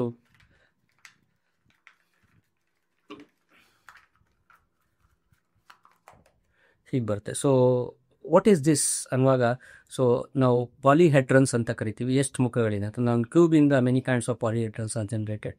ಸೊ ಅದರಿಂದ ಶೇಪ್ ಶಿಫ್ಟ್ ಆಗುತ್ತೆ. ಶೇಪ್ ಶಿಫ್ಟಿಂಗ್ ಪಜಲ್ ಅಂತಲೇ ಇದಕ್ಕೆ ಶೇಪು ಬದಲಾಗ್ತಿರುತ್ತೆ. ಸೊ ಇಲ್ಲೂ ಸಹ ಶೇಪು ಶಿಫ್ಟ್ ಆಗ್ತದೆ ಒಂದು ಶೇಪಿಂದ ಅನ್ನೋದು. ಬಟ್ ಶೇಪ್ ಶಿಫ್ಟಿಂಗ್ ಅಂದರೆ ನಮಗೆ ಗೊತ್ತಾಗೋದು ಒಂದೇ ಒಂದು, ಸಿನಿಮಾ ಸೀರಿಯಲ್ಲಿ ಧಾರಾವಾಹಿಗಳಲ್ಲಿ ಇದ್ದಕ್ಕಿದ್ದಾಗಲೇ ಮನುಷ್ಯರು ಆವಾಗ್ಬಿಡೋದು, ನಾಗಕನ್ಯಾ ಶೇಪ್ ಶಿಫ್ಟಿಂಗ್ ಅಂತಂತೆ ನಮ್ಮ ಭಾರತೀಯ ಕಲ್ಪನೆ. ಬಟ್ ಇದು ಟಾಯಾಗೂ ಸಹ ಅತ್ಯಂತ ಫೇಮಸ್. ಯಾಕೆ ಅಂದರೆ ಕ್ಯೂಬು ಹಿಂದೆ ಬಿದ್ದಾಗ ನಿಮಗೆ ಸಾಕಷ್ಟು ಇರುತ್ತೆ. ಅದರಲ್ಲೂ ನಾನು ಇನ್ನೊಂದು ಸ್ನೇಕ್ ಕ್ಯೂಬ್ ಅನ್ನೋದು ಇಂಟ್ರೊಡ್ಯೂಸ್ ಮಾಡಬೇಕಾಯ್ತು. ಮತ್ತು ನೀವೇ ಇವತ್ತು ಸರ್ಚ್ ಮಾಡಿ ಸೋಮಾ ಕ್ಯೂಬ್ ಬಗ್ಗೆ ಒಂದು 3 ಗಂಟೆ ಲೆಕ್ಚರೇ ಕೊಡ್ಬೋದು.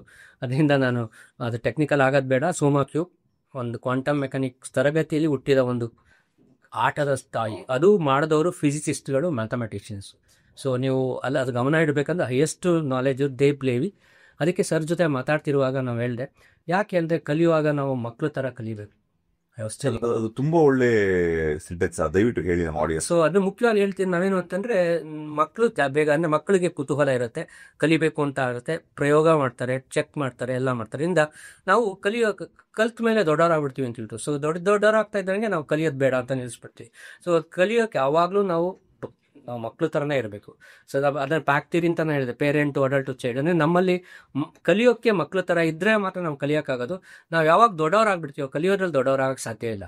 ಕಲಿಯೋದ್ರಲ್ಲಿ ನಾವು ಯಾವಾಗಲೂ ಮಕ್ಕಳ ಥರ ಮುಗ್ಧತೆ ಉಳಿಸ್ಕೋಬೇಕು. Still I am a kid ಅನ್ನೋ ರೀತಿಯಲ್ಲಿ ಇರಬೇಕು. I am a kid to learn lot ಅಂತ. So if you are a kid you can learn in tons. But if you are not, ಕಲ್ತಿದ್ದೀನಿ ಅಂದರೆ it is the end of learning. So in order to learn more you should become a kid ಅಂತ ಹೇಳ್ತೀನಿ. So age is not a factor to learn.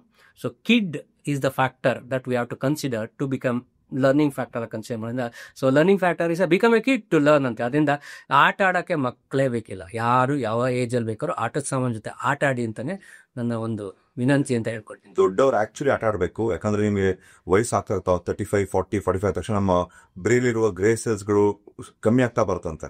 So ಅದನ್ನ ನಾವು healthy ಇಟ್ಕೋಬೇಕಂದ್ರೆ ಬ್ರೈನ್ಗೆ exercise ಕೊಡಬೇಕು. ಅದಕ್ಕೆ ಈ ಥರ ಆಡಿದಾಗ ಕೈಯಲ್ಲಿ ಆಕ್ಟಿವಿಟಿ ಎಲ್ಲ ಮಾಡಿದಾಗ ನಮಗೆ ವಯಸ್ಸಾದ ಡಿಮೆನ್ಷಿಯಾ ಅಥವಾ ಮರುವಿಕೆ ಬರ್ತದೆ, ವಯಸ್ಸಾದ ಮರು ಕಾಯಿಲೆಗಳೆಲ್ಲ ಬರ್ತಲ್ಲ, ಅವೆಲ್ಲ ಬರೋದಿಲ್ಲ.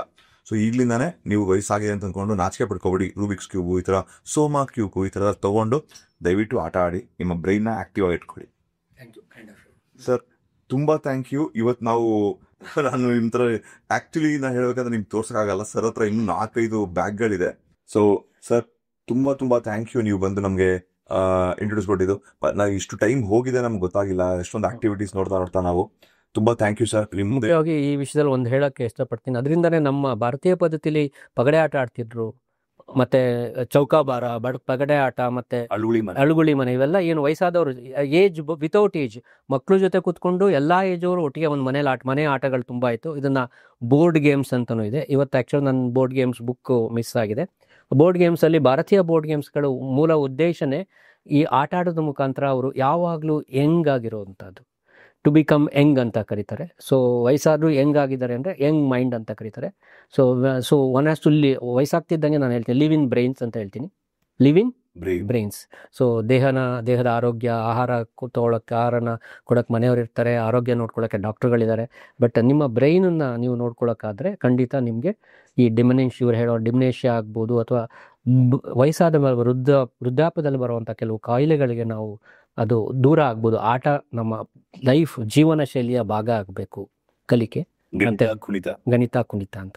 So I am also playing at this age. ನನಗೆ age is a number, just for me it's a number only. Age is just a number ಅಂತ ಹೇಳ್ತೀನಿ ಅಷ್ಟೇ. Thank you for coming. ನನಗೊಂದು ಅವಕಾಶ ಕೊಟ್ಟು ಈ ಒಂದು ಚಟುವಟಿಕೆ ಮುಖಾಂತರ ಗಣಿತ ಹೆಂಗೆ ಕಲಿಸ್ಬೋದು ಅನ್ನೋ ಒಂದು ದೊಡ್ಡ ಒಂದು ವೇದಿಕೆಯನ್ನು ಸೃಷ್ಟಿ ಮಾಡ್ತಿರೋ ನಿಮ್ಮೆಲ್ಲರಿಗೂ ಅಥವಾ ಶ್ರೀಮಂತ ಪ್ಲಾಟ್ಫಾರ್ಮ್ಗೆ ನಾನು ಧನ್ಯವಾದಗಳನ್ನ ಅರ್ಪಿಸೋಕ್ಕೆ ಇಷ್ಟಪಡ್ತೀನಿ.